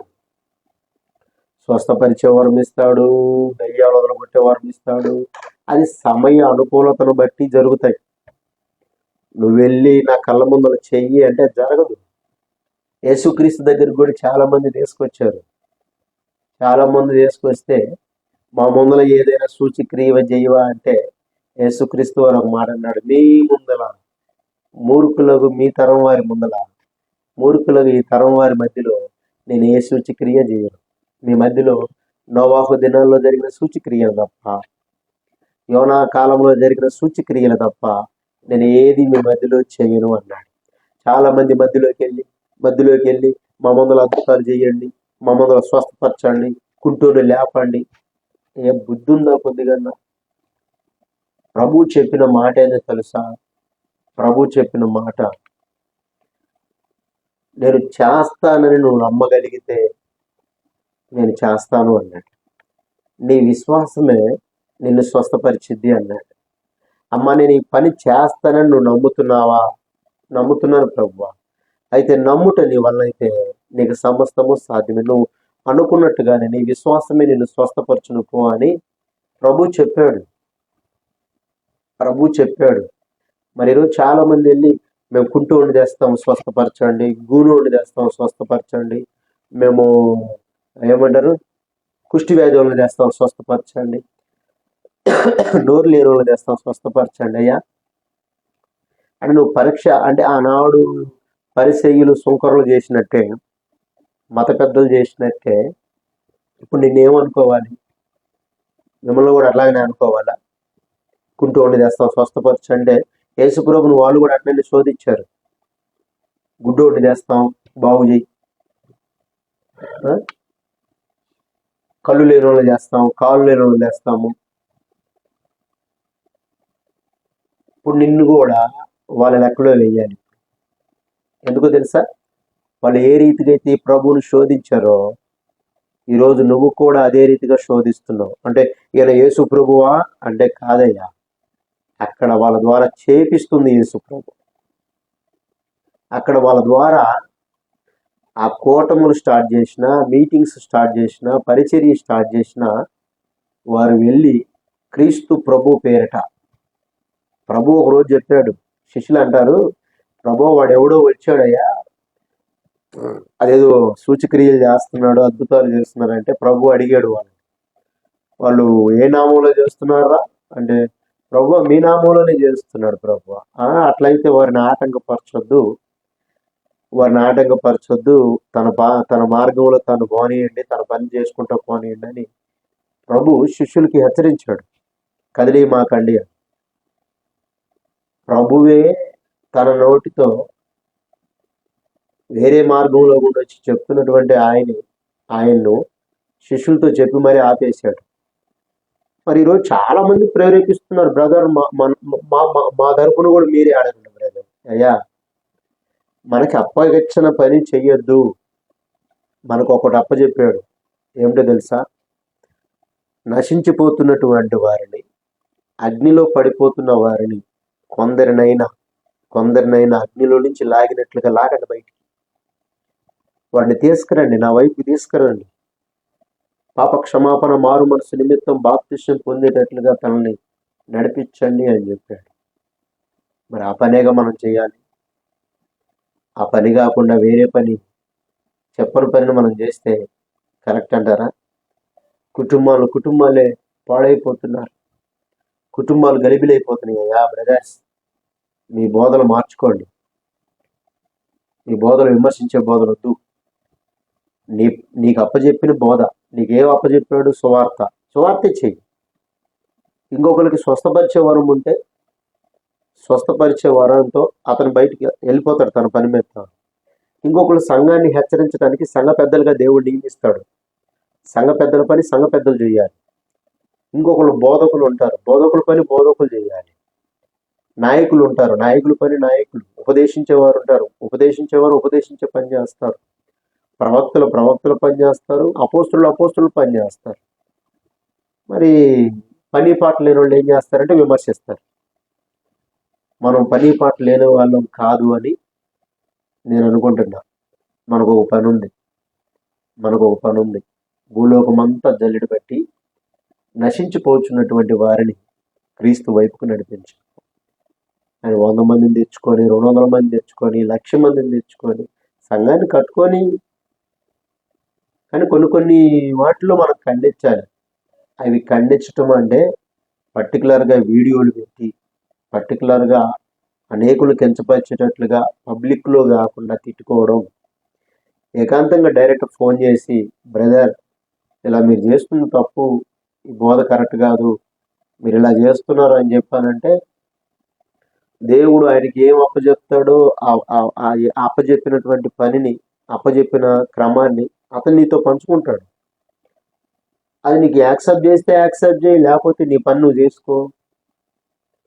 పౌలు గారు కూడా పరిచర్యకి వెళ్తుంటే ఆయన వెనకాల ఉన్న వాళ్ళు ఆయన అడగిచ్చారు, ఇది కరెక్ట్ కాదు, ఇలా వెళ్తున్నావు అలా వెళ్తున్నావు అని. అంటే పౌలు గారు అన్నాడు, నాకు నా వేలో నేను వెళ్తున్నా. ఆయనతో అందించిన వాళ్ళతోటేమో వెళ్ళాడు అందుకొని, అందిరాని వాళ్ళు పక్కకు దొబ్బేశాడు. ఆయన పక్కకు నెట్టేసి తన పని తాను చేసుకుంటూ వెళ్ళిపోయాడు.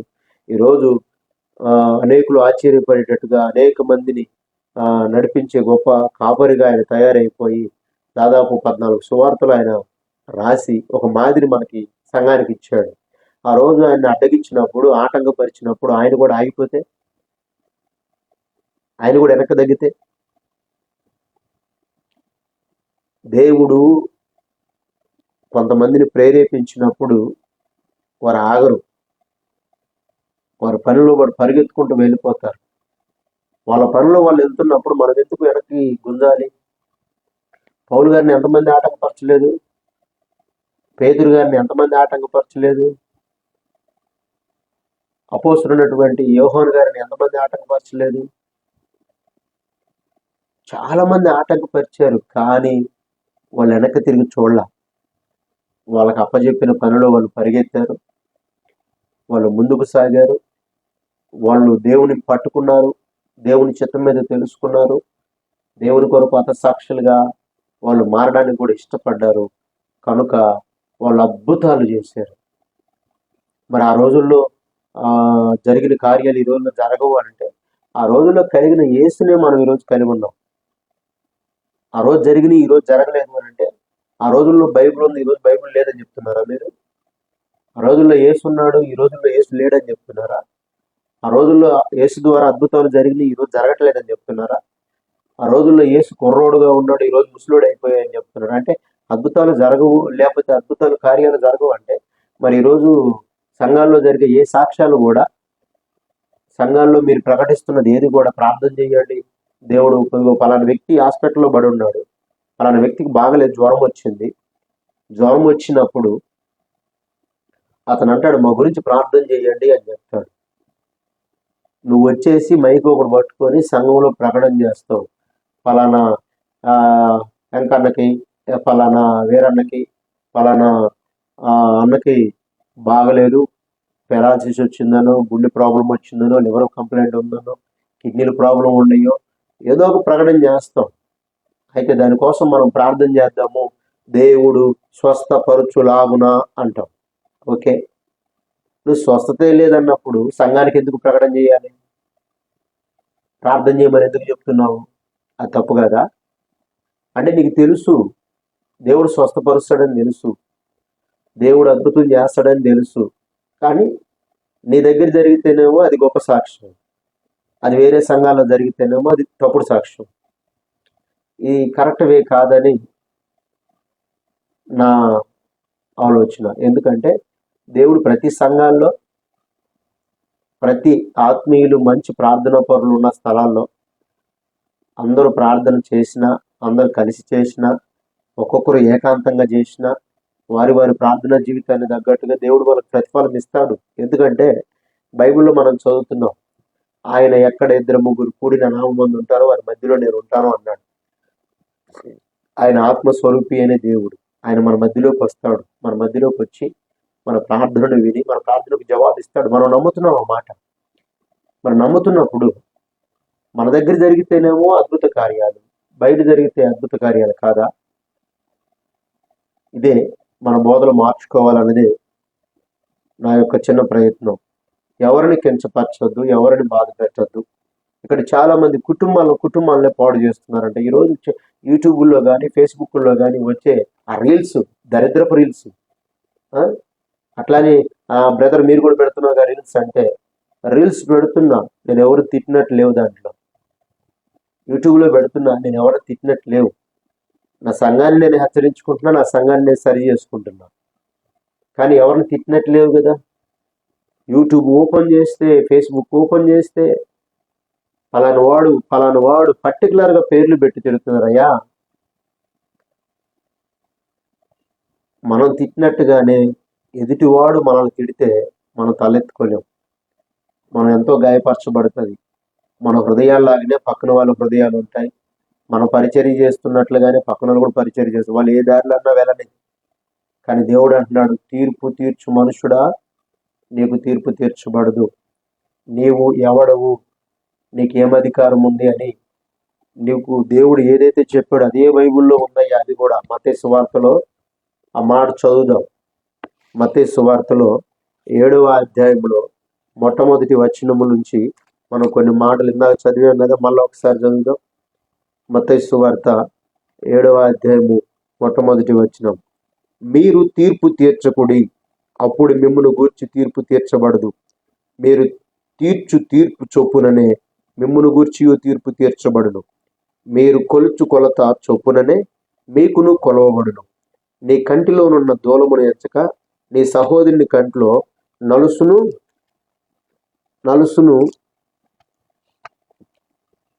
నలుసును చూచుటయ్యేలా? నీ కంట్లో దూలముండగా నీవు నీ సహోదరుని చూచి నీ కంట్లోనున్న నలుసును తీసుకేసుకోనమని చెప్పనేలా?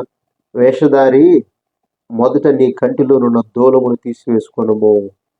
వేషధారి, ఈరోజు లైవ్లో, యూట్యూబ్లో, స్టేటస్ల్లో, వీటిల్లో ఇతరులను కించపరిచేటట్లుగా మాట్లాడే వేషధారి, నీ కంట్లో దూలమును తీసివేసుకోమని చెప్తున్నాడు. ఎవరిని కించపరచడానికి దేవుడు మనల్ని ఏర్పాటు చేసుకోలే, ఎవరిని దూషించడానికి దేవుడు మనల్ని ఏర్పాటు చేసుకోలే. మనకి ఒక పని చెప్పాడు, ఆ పని నశించిపోతున్నటువంటి వారిని రక్షించమని. ఒకవేళ తప్పు మార్గంలో వాళ్ళు నడిస్తే డైరెక్ట్గా వెళ్ళి డైరెక్ట్గా మాట్లాడు, కూర్చో, ఇది తప్పు ఇది తప్పు ఇది తప్పు అని. ఆయన ఏ తప్పులు మాట్లాడాడో ఆ తప్పులను బయటికి తీసి అక్కడ ప్రస్తావించి లోపల మాట్లాడుకోవాలి. ఎందుకంటే ఇది పబ్లిక్లోకి వస్తే సంఘాలు మొత్తం కలవరపడాల్సినటువంటి పరిస్థితులు ఏర్పడతాయి. ఆల్రెడీ ఈరోజు చాలా మంది బోధల ద్వారా అనేక మంది క్రైస్తవుల మీదకి తిరుగుబాటు వచ్చేసింది. కారణం ఎవరు? ఈ దరిద్రుడు ఎప్పుడైతే బయటకు వచ్చాడో అప్పటి నుంచి సంఘాల మీద వ్యతిరేకత, విశ్వాసుల మీద వ్యతిరేకత. ఎప్పుడు కూడా మనము ఇలాంటి వ్యర్థమైనటువంటి మాటల ద్వారా గలిబిలి చేసే వారంగా ఉండకూడదని నా విన్నతి.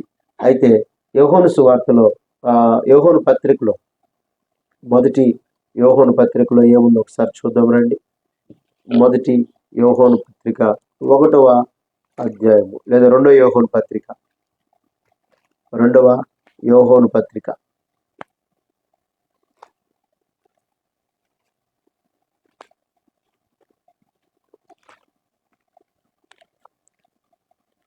2వ యోహాను పత్రికలో 1వ అధ్యాయము 7వ వచనం.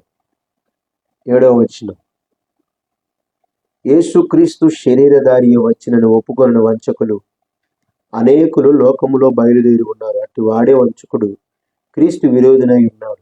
మేము మీ మధ్య నెరవేర్చిన కార్యములను చెడగొట్టుకొనక మీరు పూర్ణ ఫలము పొందినట్లు జాగ్రత్తగా చూచుకోండి.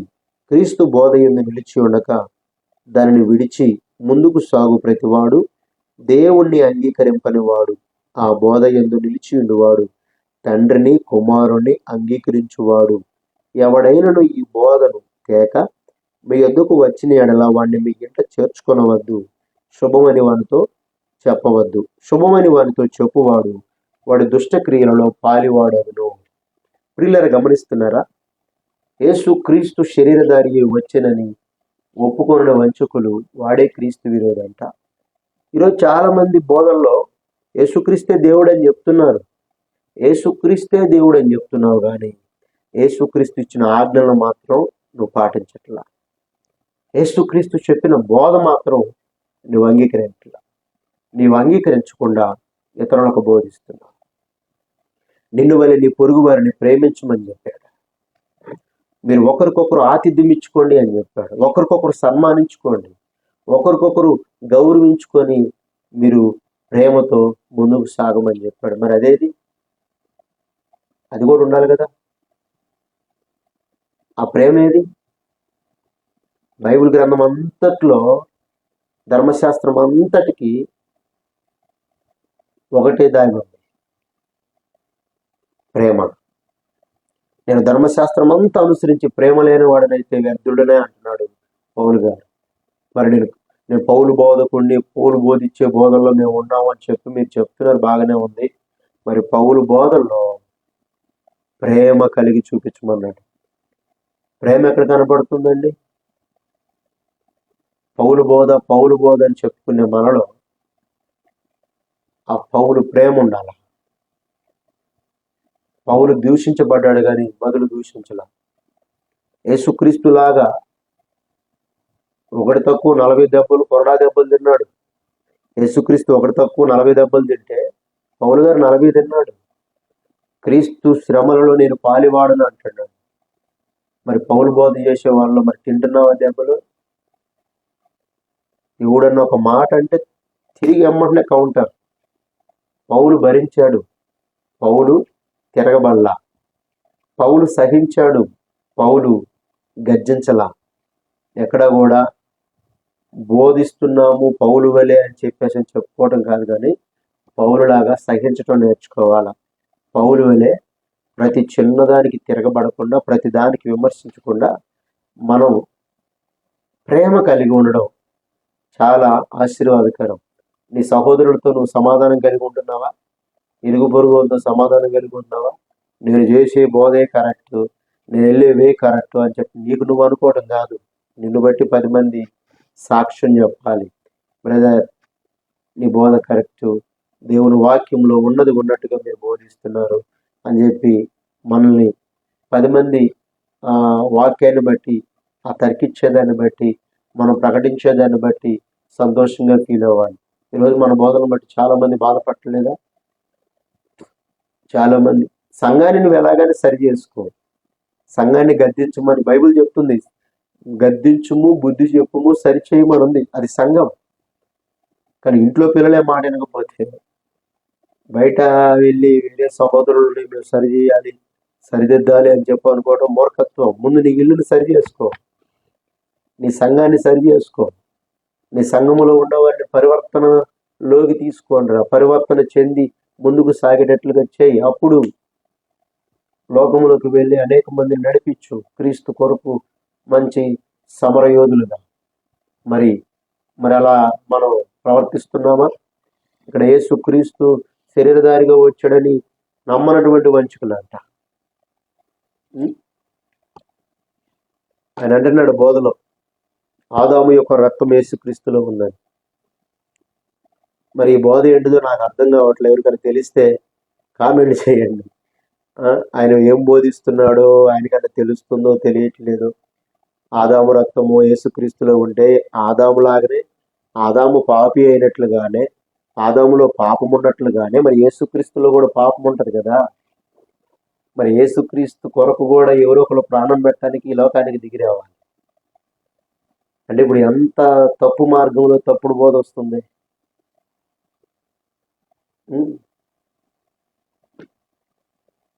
ఎంత తప్పు వస్తుంది బోధ.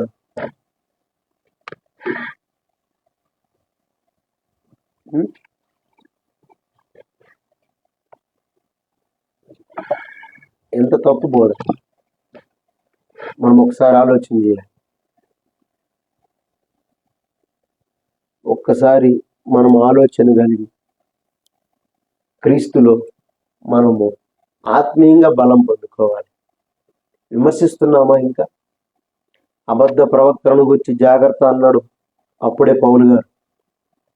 ప్రభు కూడా చెప్పాడు, నా పేరుడు అనేక మంది వస్తారు, నేనే క్రీస్తునని చెప్తారు.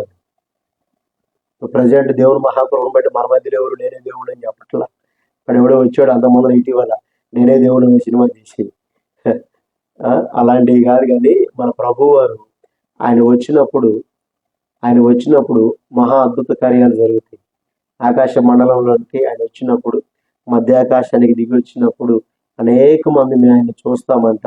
దానికి ముందు కొంతమంది ఎత్తబడతారు, కొంతమంది విడవబడతారు, అనేక కార్యాలు జరుగుతాయి. చాలా మంది మీరు వీడియో ఓపెన్ చేసి పెట్టారు. వీడియోలు ఆపండి.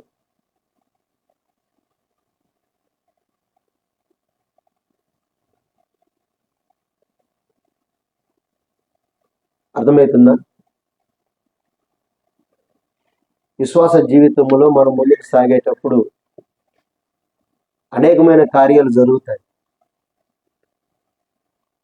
కాబట్టి మనం ఏం చేయాలి? ప్రతి గొర్రెను నమ్మక, ప్రతి విశ్వాసిని మనం నమ్మక, ప్రతి విషయంలో అవి దేవునివో కావో పరీక్షించి తెలుసుకోవాలంట. పరీక్ష చేయాలంటే ఎట్లా? విమర్శిస్తే పరీక్ష దొరకదు. విమర్శలతో ద్వారా మనం దేవుని మహిమను పొందలేము. మనము ఆ వాక్యానికి తగినటువంటి జీవితాన్ని జీవిస్తున్నారా లేదా, వీరి ద్వారా దేవుడు మహిమపరచబడుతున్నాడా లేదని గ్రహించాలా. ఇక్కడ చూడు, యేసుక్రీస్తు శరీరధారి అయి వచ్చినని ఒప్పుకోని వంచకుడు. ఇప్పుడు ఒప్పుకోని వంచకుడు అంటే, ఇప్పుడు ఇతడు ఆదాములో ఉన్న రక్తము యేసుక్రీస్తులో ఉంది అని అంటే, యేసుక్రీస్తు దేవుడని ప్రకటిస్తూనే యేసుక్రీస్తు పాపి అని చెప్తున్నాడు. అంటే అతనికి ఆ మాటలో ఆయనకి పరమార్థం అర్థమయ్యిందో కాలేదో కూడా నాకు అర్థం కాలేదు. ఆలోచన చేయండి ఒకసారి. ఓ విశ్వాసి, ఒకసారి నువ్వు ఆలోచన చేయాలి.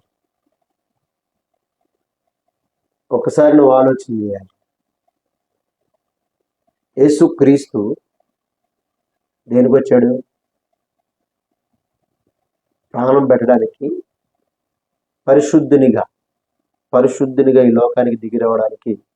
ఆయనలో రవ్వంత కూడా పాపం లేదు. కన్య గర్భమున ఆయన జన్మించాడు.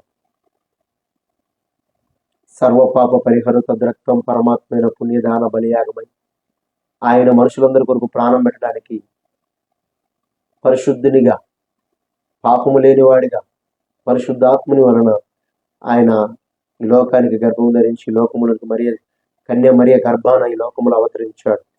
అలాంటి వ్యక్తిలో ఆదాము రక్తము ఉంది అని చెప్పడం ఎంత మూర్ఖత్వం.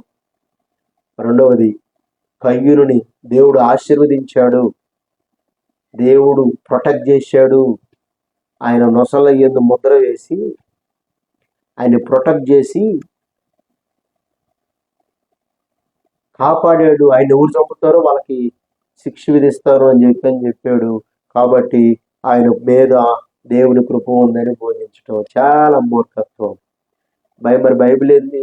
ఆయన దేశదిమ్మరై వెళ్ళిపోయాడు అని చెప్పాను. దేశదిమ్మరిగా ఆయన నోదు దేశానికి వెళ్ళిపోయాడు. దేవుని ఉగ్రత ఆయన మీదకి వచ్చింది. మరి అది అంటే నీకొక్కడికి అట్లా దేవుడు బయలుపరిచాడేమో.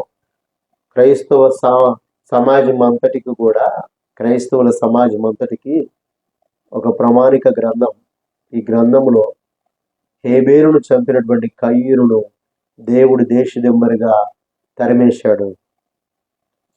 నువ్వు శపించబడిన వాడు, నిన్ను ఎవరు పట్టుకుంటారో ఎవరు చంపుతారో, అంటే ఎవరు తాకటానికి కూడా నువ్వు అర్హుడు కాదు.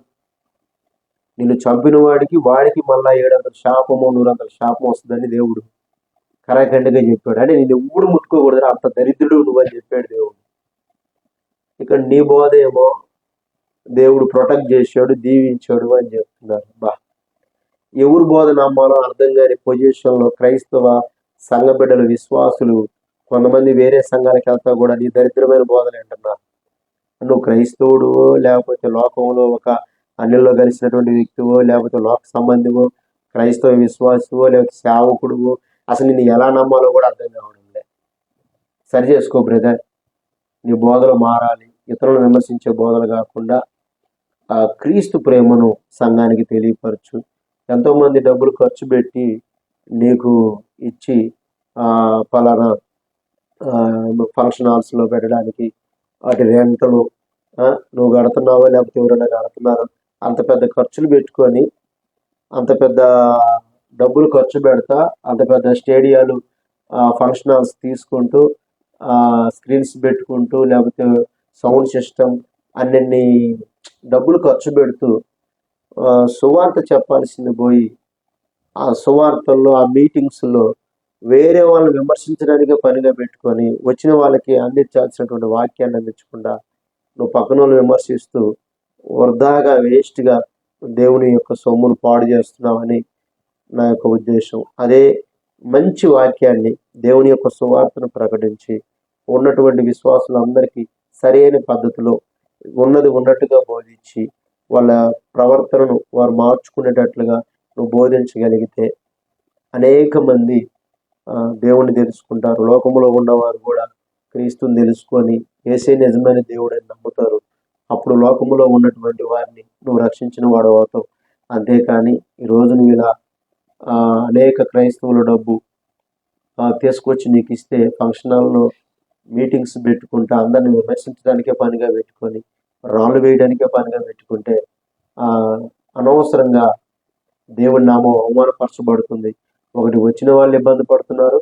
రెండవది, నీ వీడియోల్లో చూస్తూ అనేక మంది మభ్యపరచబడటం, వాళ్ళ విశ్వాసంలో నుంచి వాళ్ళు అప్పుడు దాకా క్రమంలో నడిచిన వాళ్ళు కూడా ఇట్లా ఉంటే కరెక్ట్ కాదేమో, ఇది కరెక్ట్ ఏమో అని వాళ్ళు దారి తప్పే అవకాశం కూడా లేకపోలేదు. కాబట్టి నీ ద్వారా అనేకులను పాడు చేస్తున్నామని ఒక దైవజనుడిగా నా ఉద్దేశం. అయితే కొలస్సీలకు రాసిన పత్రికలో ఒక మాట ఉంది, చదువుదాం. కొలస్సీలకు రాసినటువంటి పత్రికలో 2వ అధ్యాయము 6వ అధ్యాయము 6వ వచనం ఒకసారి చదువుదాం రండి. కొలస్సీలు 2వ అధ్యాయము 6వ వచనము నుండి 11వ వచనం వరకు. కావున మీరు ప్రభు అయిన క్రీస్తు యేసును అంగీకరించిన విధముగా ఆయన యందు వేరుపారిన వారై ఇంటి వలె కట్టబడుచు, మీరు నేర్చుకున్న ప్రకారముగా విశ్వాసమందు స్థిరపరచబడుచు, కృతజ్ఞతాస్తుతులు చెల్లించుట యందు విస్తరించుచు, ఆయన యందుండి నడుచుకునుడి. ఆయనను అనుసరింపక మనుషుల పారంపర్యాచారమును అనగా ఈ లోక సంబంధమైన మూలపాఠములను అనుసరించి మోసకరమైన నిరర్ధక తత్వ జ్ఞానము చేత, నిరార్థక తత్వ జ్ఞానము చేత మిమ్మల్ని చెరపట్టుకొని పోవువాడెవడైనా ఉండునేమో అని జాగ్రత్తగా ఉండుడి. ఏలయనగా దైవత్వము యొక్క సర్వ పరిపూర్ణత శరీరముగా క్రీస్తునందు నివసించుచున్నది, మరియు ఆయన యందు మీరును సంపూర్ణులై ఉన్నారు. ఆయన సమస్త ప్రధానులకు అధికారులకు శిరస్సు ఉన్నాడు. మీరును క్రీస్తు సున్నతి యందు శరీరేచ్ఛలతో కూడిన స్వభావమును విసర్జించి ఆయన యందు చేతులతో చేయబడని సున్నతి పొందితిరి. హల్లెలూయా, హల్లెలూయా. ఇంకా అర్థమవుతుందా? ఈ మాటల్లో చాలా పరమార్థం దాగి ఉంది. నిరార్థకమైన తత్వ జ్ఞానము చేత మిమ్మల్ని చెరపట్టుకొని పోవచ్చున్న వాడు ఎవడో మీరు పరిశీలించి తెలుసుకోవాలంట. ఇప్పుడు బోధించేవాడు ఎవడైనా సరే, నాకంటే నువ్వు ఏం బోధించగలవు, నా ముందు నువ్వెంత, నా ముందు నువ్వు ఒక బచ్చాగాడివి, నా ముందు నువ్వు ఒక పిల్ల బచ్చాగాడివి, ఎందుకు పనికిరానోడివి అని చెప్పేసి అని ఏమంటారు, మాటకు మాట దాన్ని పెంచుకుంటున్నారు. కానీ ఇక్కడ తత్వజ్ఞానము చేత మిమ్మల్ని ఎవరైతే మోసపుచ్చుచు లోకంలోకి లాగుతున్నారో వాళ్ళనంట మనము జాగ్రత్తగా పరిశీలించి పట్టుకోవాలంట. దేవుని ప్రేమ ఎప్పుడు రెచ్చగొట్టదు, దేవుని ప్రేమ ఎప్పుడు విమర్శించదు, దేవుని ప్రేమ ఎప్పుడు ఇతరుల మీద రాయలేదు, దేవుని ప్రేమ ఎప్పుడు ఇతరులను గాయపరచదు. ఇవన్నీ మనం చూసుకోవాలి. ఎవరు ఎట్టి బోధలతో నడుస్తున్నారు. ఒకవేళ ఓ సహోదరి సహోదరుడా, నువ్వు క్రీస్తుని నమ్ముకొని నువ్వు కూడా ఇతరులను విమర్శిస్తూ ఇతరులను గాయపరిచేవాడిగా, నా బోధే కరెక్ట్ అని వేరే బోధల మీద రాళ్ళు వేస్తూ బురద జల్లే వ్యక్తులుగా నువ్వు ఉంటే నువ్వు క్రీస్తు బిడ్డవుగా ఉండవు. ఒకసారి నిన్ను నువ్వు పరిశీలించుకోవాలి. ఆత్మీయ జీవితంలో మనం ఎదగాలంటే, ఆత్మీయంగా మనం ఎదుగుతున్నప్పుడు నువ్వు ప్రార్థనా పరుడు అయితే, నువ్వు ప్రార్థనా జీవితం కలిగి ఉంటే ఎదుటి వారి మీద విమర్శ రావడానికి కూడా నీ మనసు ఒప్పుకోదు. ఎందుకు అంటే ప్రార్థన మనకి దేవుణ్ణి దగ్గర చేస్తుంది. దేవుడు మనతో ఉంటే మనం ఇతరులను విమర్శించడానికి పని పూనుకోం. కాబట్టి ఈ తత్వజ్ఞానముతో ఎవడైతే ప్రవర్తిస్తున్నాడో, నిరార్థకమైన తత్వజ్ఞానము చేత మిమ్మల్ని చెరపట్టుకుని పోవాడు ఎవడైనా ఉండునేమో అని జాగ్రత్తగా చూసుకోండి. తర్వాత అంటున్నాడు మరో చోట, 1 తిమోతి పత్రికలో 4వ అధ్యాయము 6వ వచనములో, 1 తిమోతి పత్రిక 4వ అధ్యాయము 6వ వచనం, ఈ సంగతులను సహోదరులకు వివరించిన ఎడల నీవు అనుసరించుచు వచ్చిన విశ్వాస సుబోధ సంబంధమైన వాక్యముల చేత పెంపారుచు క్రీస్తు యేసునకు మంచి పరిచారకుడువై ఉందువు. హల్లెలూయా. ఎలా ఉండాలంట? క్రీస్తు యేసున మంచి పరిచారకుడువై ఉందువు. 7వ వచనం, అపవిత్రములైన ముసలమ్మ ముచ్చట్లను విసర్జించి దైవభక్తి విషయములో నీకు నీవే సాధకము చేసుకొనుము. శరీర సంబంధమైన సాధకము కొంచెము మట్టుకే ప్రయోజనకరమగును గాని దైవభక్తి ఇప్పటి జీవము విషయములోను రాబోవు జీవము విషయములోను వాగ్దానములతో కూడినదైనందున అది అన్ని విషయములో ప్రయోజనకరమగును. ఈ వాక్యము నమ్మదగినదియు పూర్ణ అంగీకారమునకు యోగ్యమైనది ఉన్నది. మనుషులందరికీ రక్షకుడు, మరి విశేషముగా విశ్వాసులకు రక్షకుడునైన జీవము గల దేవుని యందు మనము నిరీక్షణ ఉంచి ఉన్నాము గనుక ఇందు నిమిత్తము ప్రయాసతో పాటుపడుచున్నాము. ఈ సంగతులు ఆజ్ఞాపించి బోధించుము. నీ యవ్వనమును బట్టి ఎవడు నిన్ను తృణీకరించనీయకుము గాని మాటలోను ప్రవర్తనలోను ప్రేమలోను విశ్వాసములోను పవిత్రతలోను విశ్వాసులకు మాదిరిగా ఉండు. బాబా. ఇది క్రైస్తవుడికి ఇచ్చినటువంటి సూచన. ముసలమ్మ ముచ్చట్లు వద్దు అన్నాడు.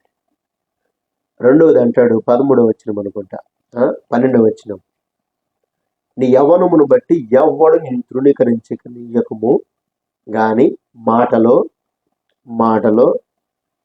ప్రవర్తనలో ప్రేమలో విశ్వాసములో పవిత్రతలో విశ్వాసులకు మాదిరిగా ఒక కాపరి ఉండాలి. మరి వీటిలో ఎంతమంది అలా ఉన్నారు? మాటలో ప్రేమలో ప్రవర్తనలో విశ్వాసములో పవిత్రతలో ప్రవర్తనలో ఎంతమంది విశ్వాసులకు మాదిరిగా ఉన్నాం? ఒక్క మాటకి మనకు కోపం వస్తే 5 నిమిషాలు ఆగం కదా.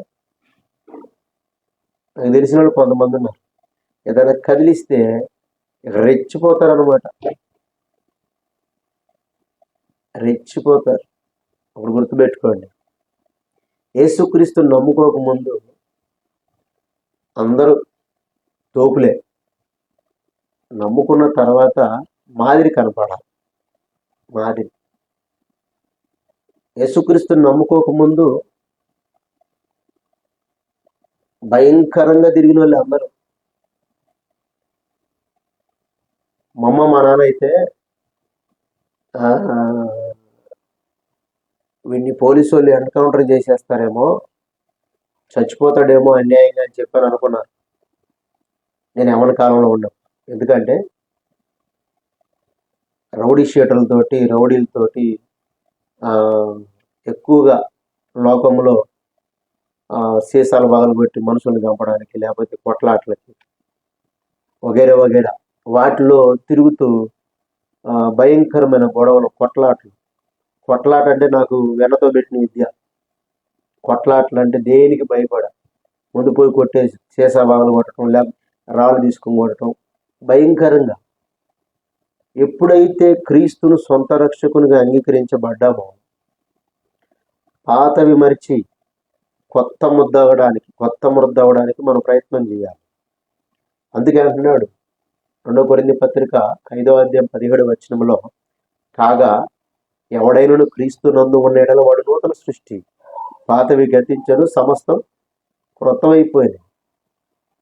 మనము యేసుక్రీస్తుని నమ్ముకున్న తర్వాత పాతదాన్ని పాతి పెట్టాలి, కొత్త ముద్ద అవుతా తిరిగి లేవాలి.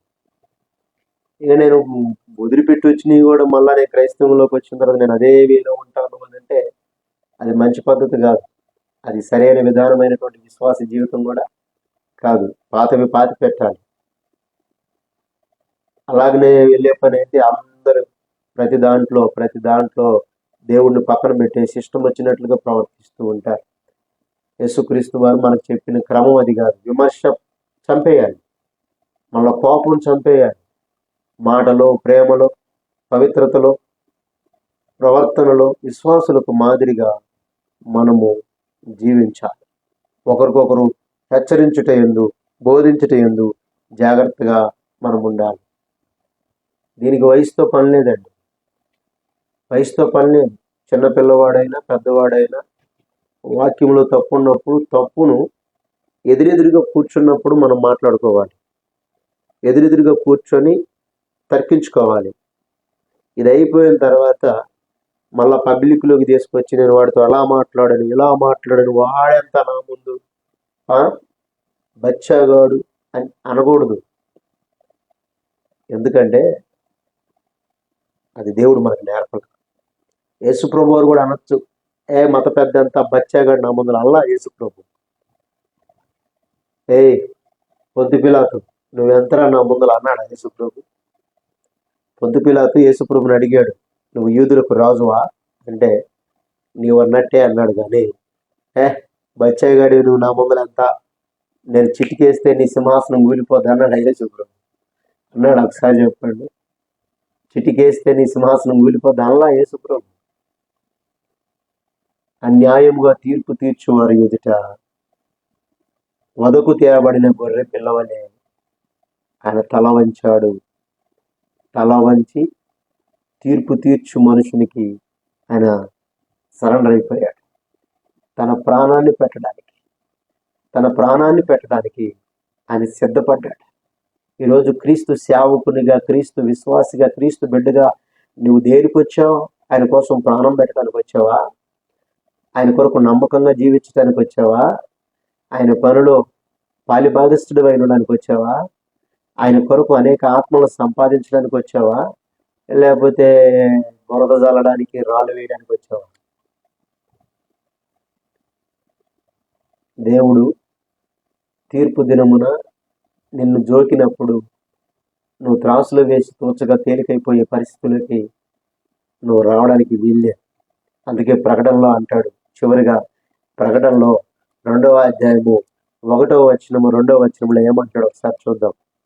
ప్రకటన గ్రంథం 1వ అధ్యాయము లేదా 2వ అధ్యాయము 1వ వచనం 2వ వచనం. ఎఫెసులో ఉన్న సంఘపు దూతకు ఇలాగూ వ్రాయుము, 7 నక్షత్రములు తన కుడి చేత పట్టుకొని 7 దీపస్తంభముల మధ్య సంచరించువాడు చెప్పు సంగతులేమనగా, నీ క్రియలను, నీ కష్టమును, నీ సహనమును నేను ఎరుగుదును. నీవు దుష్టులను సహింపలేవనియు, అపోస్తులు కాకయ్యే తాము అపోస్తులమని చెప్పుకొని వారిని పరీక్షించి వారు అబద్ధికులని నీవు కనుగొట్టువనియు, నీవు సువాసన కలిగి నా నామము నిమిత్తము భారము భరించి అలయలేదనియు నేను ఎరుగుదును. అయినను మొదట నీకుండిన ప్రేమను నీవు వదిలితువని నేను నీ మీద తప్పు ఒకటి మోపవలసి ఉన్నది. నీవు ఏ స్థితిలో నుండి పడితేవో అది జ్ఞాపకము చేసుకొని మారు మనసు పొంది ఆ మొదటి క్రియలను చేయుము. అట్లు చేసి నీవు మారు మనసు పొందితేనే సరి, లేని ఎడల నేను నీ యొద్దకు వచ్చి నీ దీపస్తంభమును దాని చోటు నుండి తీసివేతును. అయితే ఈ ఒకటి నీలో ఉన్నది, నికోలాయితుల క్రియలు నీలో ద్వేషించుచున్నావు, నేను కూడా వీటిని ద్వేషించుచున్నాను. చెవిగలవాడు ఆత్మ సంగములతో చెప్పు మాటలను వినుగాక. జయించిన వానికి దేవుని పరదేశులో ఉన్న జీవవృక్ష ఫలను భుజింపనిత్తును. హల్లెలూయా, హల్లెలూయా. ఇక్కడ చెప్తున్న మాట ఏదో తెలుసా? నువ్వు సహింపలేవని నేను విన్నా, కానీ వాటిని భరించావని, వాటిని సహనంతో పరీక్షించుకున్నావని, సహనంతో వేచి చూసావని నేను చూశా. కానీ అప్పట్లో ఉన్న ఆ సహనం, ఆ తగ్గింపు, ఆ ప్రేమ ఇప్పుడు నీ దగ్గర కనిపించట్లా. ఇప్పుడు అవన్నీ నీ దగ్గర చనిపోయినాయి. ఆ మొదటి స్థితి నీకు రావాలి మరలా. నువ్వు ఏ స్థితిలో పడిపోయావో ఆ స్థితిలో నుంచి మరలా లే. ఫస్ట్లో బాగానే ఉన్నావు. ఇక్కడ ఏమంటున్నాడు 2వ వచనంలో, నీ క్రియలను, నీ కష్టమును, నీ సహనమును నేను ఎరుగుదును. నువ్వు దుష్టత్వమును సహింపలేవని, అపోస్తులు కాకయ్యే తాము అపోస్తులమని చెప్పుకుని వారిని పరీక్షించి వారు అబద్ధికులని నీవు కనుగొంటివని, నీ సహనమును కలిగి నా నిమిత్తము భారము భరించి అలయలేదని నేను ఎరుగుదును. అయినను మొదట నీకుండిన ప్రేమ నీవు వదిలితివని ముందు సహించలా, ఓర్చుకున్నాడంట, సహనంతో ఓపిక పెట్టాడంట. అటన్నిటిని బట్టి దేవుడు సంతోషించాడు. కానీ ఇప్పుడు సహించట్లేదంట. ఇప్పుడు తిరగబడుతున్నాడు, దూషిస్తున్నాడు, గర్విస్తున్నాడు. అందుకే ఆయన అంటున్నాడు 5వ వచనములో, నీవు ఏ స్థితిలో నుండి పడిపోతావో అది జ్ఞాపకం చేసుకొని మారు మనసు పొంది ఆ మొదటి క్రియలను చేయము. ఏం క్రియలు చేయాలంట? ఏం క్రియలు? నీ కష్టము, నీ సహనము, నీ దుష్టత్వాన్ని చూసి సహింపలేక ఓర్చుకున్నావు చూడు, ఆ దుష్టులను నీవు మారు మనసులోకి తీసుకురావాలి. నీ ప్రవర్తనను బట్టి. చాలా మంది, మనం బైబిల్లో ఒక మాట ఉంది కదా, భర్తలంట భార్యల ప్రవర్తనను బట్టి సంఘంలోనికి రాబట్టబడతారు అని రేపటి. భర్తలు ఎలా వస్తారంట? భార్యల ప్రవర్తనను బట్టి భర్తలు రాబట్టబడతారు. ఓకే, మరి లోకములో విశ్వాసులు, లేకపోతే లోకములో ఉన్నటువంటి పాపులు, లేకపోతే దేవుణ్ణి ఎరగనటువంటి వారు విశ్వాసులను బట్టి, క్రీస్తుని నమ్ముకున్న పిల్లలను బట్టి, దైవజనుని బట్టి, వారి ప్రవర్తనను బట్టి, వారి మాట తీరును బట్టి, వారు నడిచే విధానాన్ని బట్టి, వారు జీవిస్తున్న జీవితాలను బట్టి ఎదుటివాడు క్రైస్తవ పిల్లలు అంటే ఇలా ఉండాలిరా, వీళ్ళు నిజమైన క్రైస్తవులు అని చెప్పి అప్పుడు క్రీస్తుని నమ్ముకోవడానికి రావాలి. కానీ ఈరోజు ఎలా ఉంది తెలుసా, వాళ్ళకు వాళ్ళే కొట్టుకు చేస్తున్నారు రా బాబు. నేను చాలా మంది కామెంట్లు చదివాను, మీకు మీరే కొట్టుకు చేస్తున్నారు రా బాబు, మళ్ళీ మమ్మల్ని నమ్ముకోమని చెప్తున్నారు, మేమే నమ్ముకోవాలి, మీరే సరిగి లేరు. వాడిని తిడతాడు, వాడిని తిడతాడు. పెడుతున్న కామెంట్లు అండి, క్రైస్తవులే కొట్టుకు చూస్తుంటే మరి కొత్తవాడు ఎలా వస్తాడు? ఒకసారి ఆలోచన చేయండి. ఎవరిని విమర్శించొద్దు, ఎవరిని దూషించొద్దు. నేను ఎవరిని పేరు పెట్టి ప్రస్తావించాలని నాకు ఇష్టం. ఎందుకంటే మనం వాక్యము హెచ్చరిస్తున్నాను కానీ పర్టికులర్గా పలానా వ్యక్తి పేరని నేను చెప్పట్లా. లోకంలో ఇలా జరుగుతున్నాయి.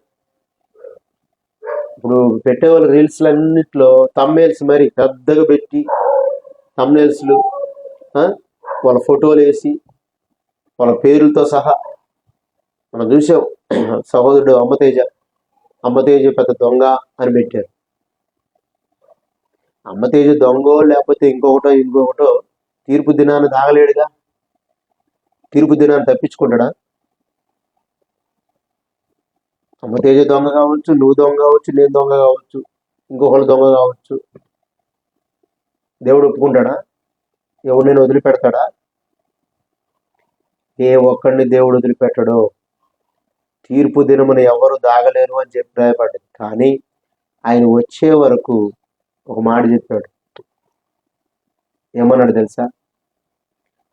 పరిశుద్ధుని ఇంకను పరిశుద్ధునిగా ఉండనివ్వు, దొంగని ఇంకా దొంగగానే ఉండి, విభిచారిగా ఉండి, అపవిత్రుడు ఇంకా అపవిత్రుడిగానే ఉండి. అయితే వాని క్రియల చొప్పున ప్రతి వానికి సిద్ధపరిచిన జీతం నా దగ్గర ఉంది, నేను తీసుకొస్తా.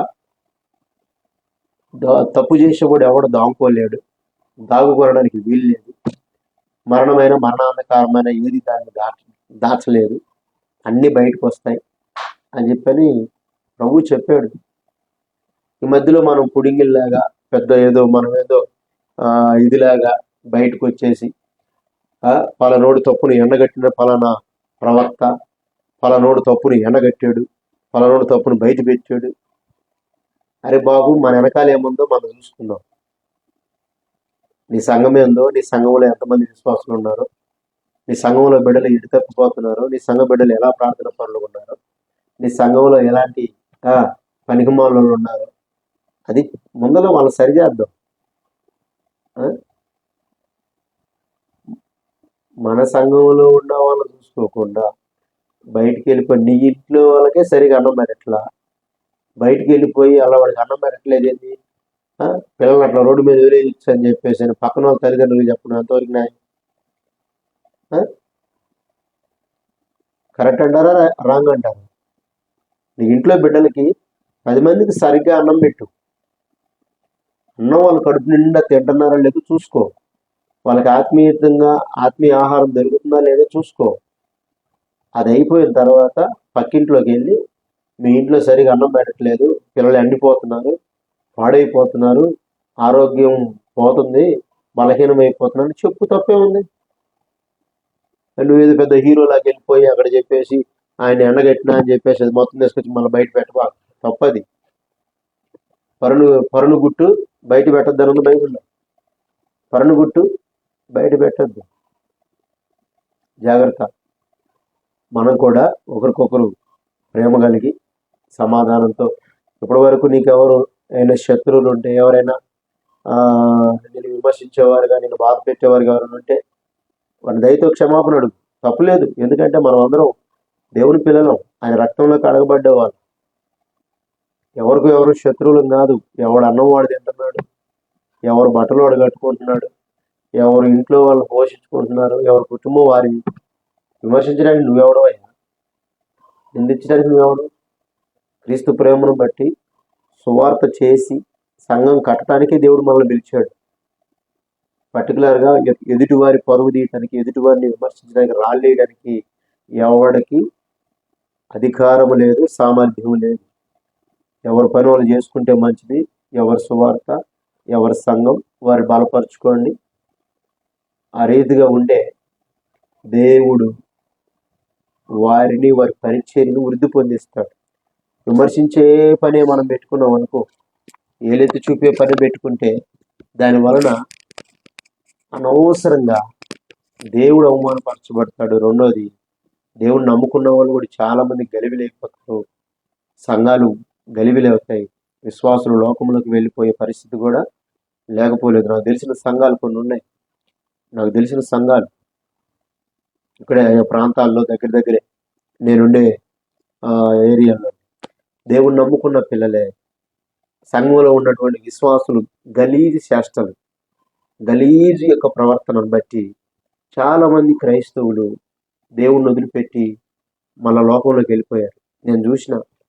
నేను అడిగాను, ఎందుకు బ్రదర్ మీరు ఇట్లా వెళ్ళిపోయారని చెప్పంటే, అన్నా మీకు ఏం చెబుతును, పలాని వాళ్ళు ఆరాధన అయిపోయేదాకా బాగానే ఉంటారు, ఆరాధన అయిపోవడం ఆలస్యం కొట్టుకు చేస్తారన్న. ఏదో మనశ్శాంతి పొగలంతా పనిచేసుకొని వారం అంతా పనిచేసి ఏదో ఆరాధన చేసుకుందామని ఆరాధనకు వచ్చి దేవునికి మొక్కి ఏదో 2 మాటలు మనశ్శాంతిగా ప్రార్థన చేసుకుందామని వస్తా,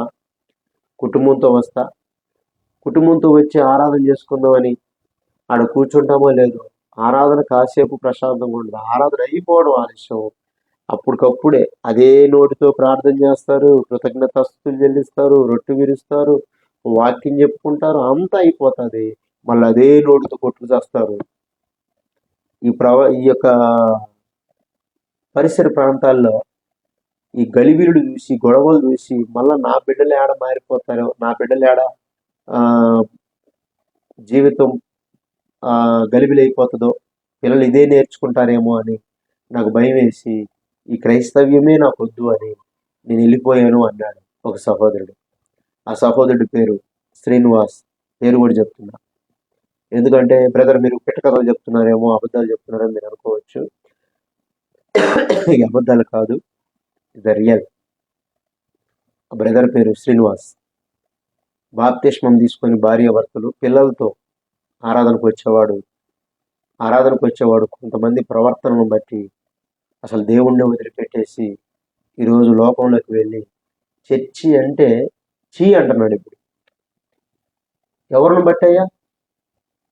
దేవుణ్ణి నమ్ముకున్న వాళ్ళని బట్టి కాదా?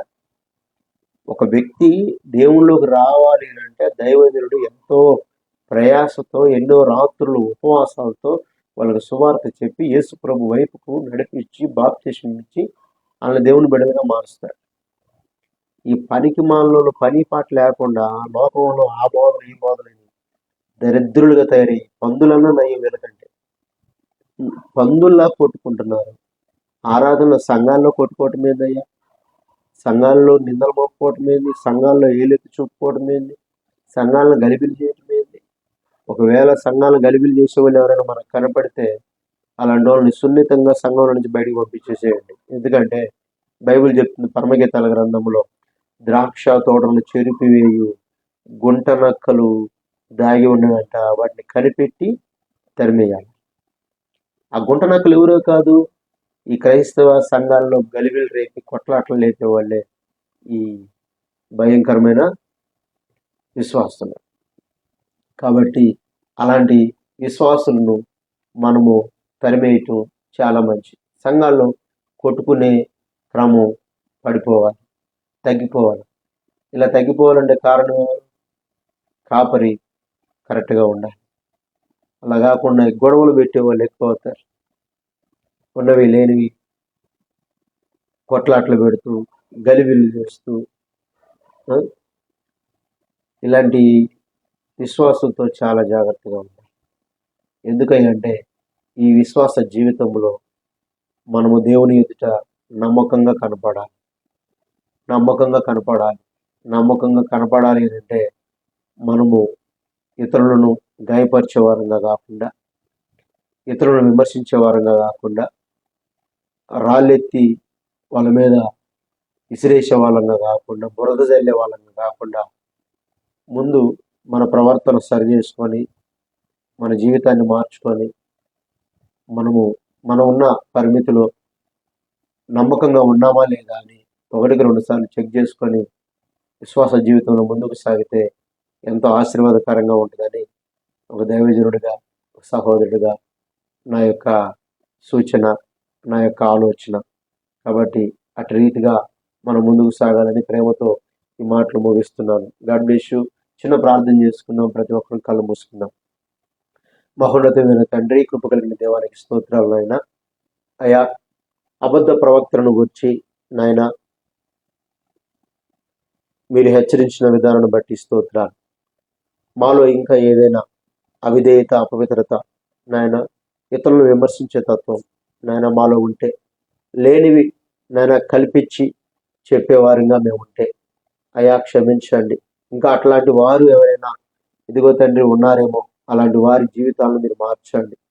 అయా, అబద్ధ మాటలు, అబద్ధపు బూతులు, అబద్ధమైనటువంటి ఆలోచనలు, గలిబిలి చేయి అయా కుయుక్తులతో సాతాను యొక్క ప్రేరేపణతో నాయన నడుస్తున్నటువంటి బిడ్డలు ఎవరైనా ఉంటే అయా వారిని క్షమించండి. అంత్య దినాలలో అయా సంఘాలు ఆత్మీయంగా బలపడినట్లుగా మీరు అనేక మంది ఆత్మీయ సేవకులను మీరు లేవనెత్తండి. సంఘాలకు నాయన మీరు అప్పగించిన నాయకులను పరిశుద్ధాత్మ చేత నింపి పరిశుద్ధాత్మలో నాయన వారు నడిచినట్లుగా మీరే కృపద ఇచ్చేయండి.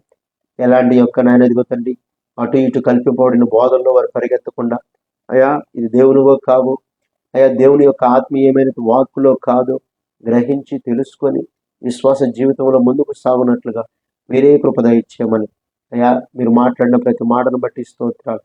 అయా మాలో ఇంకా ఏదైనా లోపములు ఉన్నట్లయితే, లైవ్ చూస్తున్నటువంటి వారిలో ఏదైనా బలహీనతలో లోపములు ఉన్నట్లయితే దయతో వారిని క్షమించండి. వారి వారి తప్పిదమ్ములు, వారి వారి బలహీనతలను క్షమించి ఇప్పటి వరకు ఏదైనా నోరు తూలినా, మాట తూలినా, ప్రవర్తన జీవితం మారినా వారిని మరలా తిరిగి నీ సన్నిధిలో నిలువబెట్టండి, నీ సన్నిధిలో బలపరచండి. గొప్ప దీవెనిచ్చి వారిని నూరంతలుగా ఆశీర్వదించి నీ కృపలో రాకడికి సిద్ధపరచమని నజరేయుడైన యేసుక్రీస్తు నామములో ప్రార్థిస్తూ ప్రతి బిడ్డను మీ చేతులకు అప్పగిస్తున్నాను తండ్రి. ఆమేన్, ఆమేన్, ఆమేన్. మన తండ్రి అయిన దేవుడి ప్రేమ, ఆయన కుమారుడైన యేసుక్రీస్తు వారి కృప, పరిశుద్ధాత్మ దేవుని అన్యోన్య సహవాసం సకల పరిశుద్ధులకు ఈ మాటలు వింటున్నటువంటి వారికి, లైవ్ వీక్షిస్తున్నటువంటి వారికి, ప్రతి బిడ్డకు సదాకాలం తోడయ్యండి. వారిని ఆత్మీయత లోతులోనికి నడిపించి ఆత్మీయ మేలులు పొందినట్లుగా కృపతో నడిపించును గాక. ఆమేన్, ఆమేన్, ఆమేన్. హల్లెలూయా. God bless you. దేవుడు మిమ్మల్ని దీవించును గాక. మరొక తరుణంలో ఈ రీతిగా కలుసుకుందాం. దేవుని చిత్తం అయితే రేపు మరొక సబ్జెక్ట్తో మరలా కలుద్దాం. అంతవరకు సెలవు. God bless you.